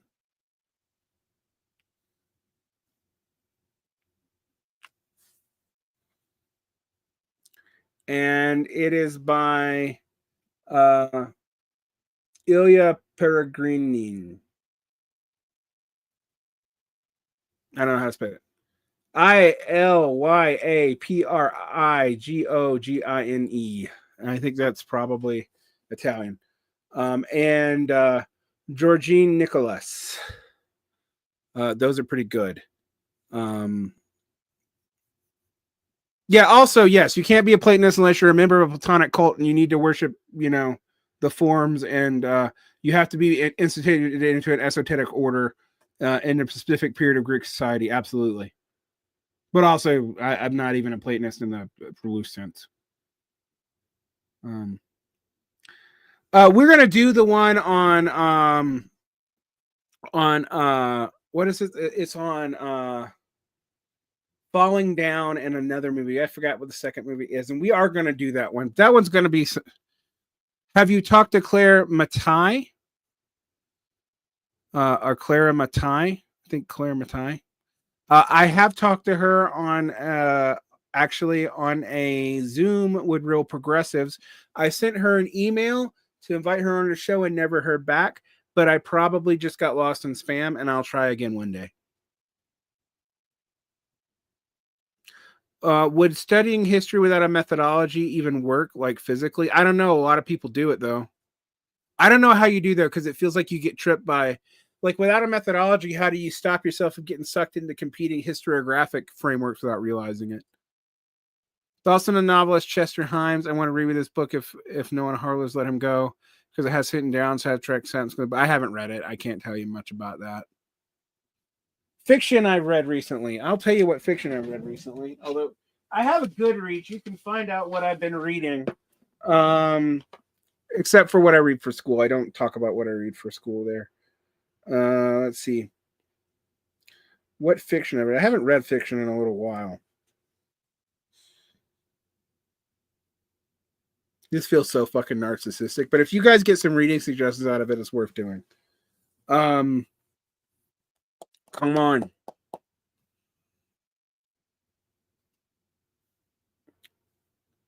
I read comic books sometimes. Let's see. I don't read a lot of. I read like 2 or 3 fiction books a year, not many. I do think reading fiction's kind of a leisure activity for the most part. So let's see here. I'm currently reading a book on Buddhism, but I'm often reading a book on Buddhism. It's John Strong's Buddhism 3rd edition, by the way, if you're wondering what book that is. Let's see. Come on, Kindle. You gotten shittier and shittier over time. God damn it. The shitification of everything. Last fiction I've read.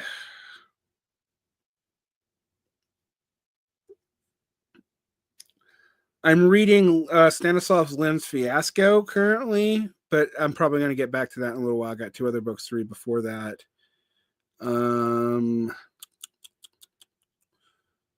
You can tell I've gone through a bunch of books without hitting any fiction that I've read. I guess you can't tell because I'm looking at a screen, actually. I make it out like you can see what I'm looking at on my Kindle. Let's see here.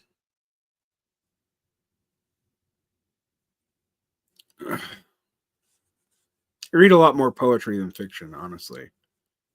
Let's see. Because I'm also trying to read some right-wing books right now. But Stanislav Lem's Fiasco, I've been reading that. And then the last book of fiction I finished that I've finished recently. It's not a comic book. Let's see.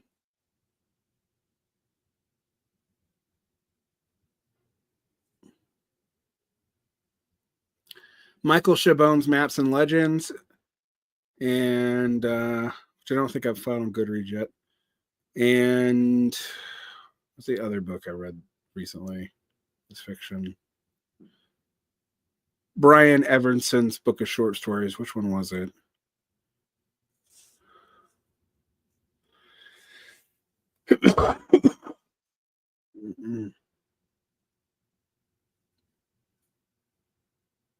This is such captivating. Watching a guy look up what books he's read is really captivating streaming. You guys are weird. Anyway.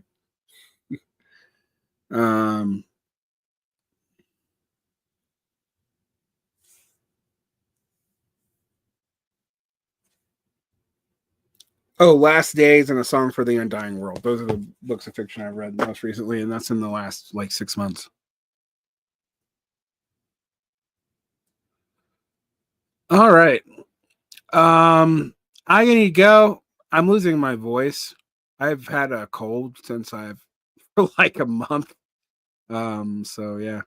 Take care, peeps. I really enjoyed this. Thank you for making this enjoyable. I might do this once a quarter. I can't do it every month. It's too much work, but like every now and then. Sometimes it restores my faith in my audience. Other times I do this and I hate you guys. So that's my problem. All right. Have a good evening.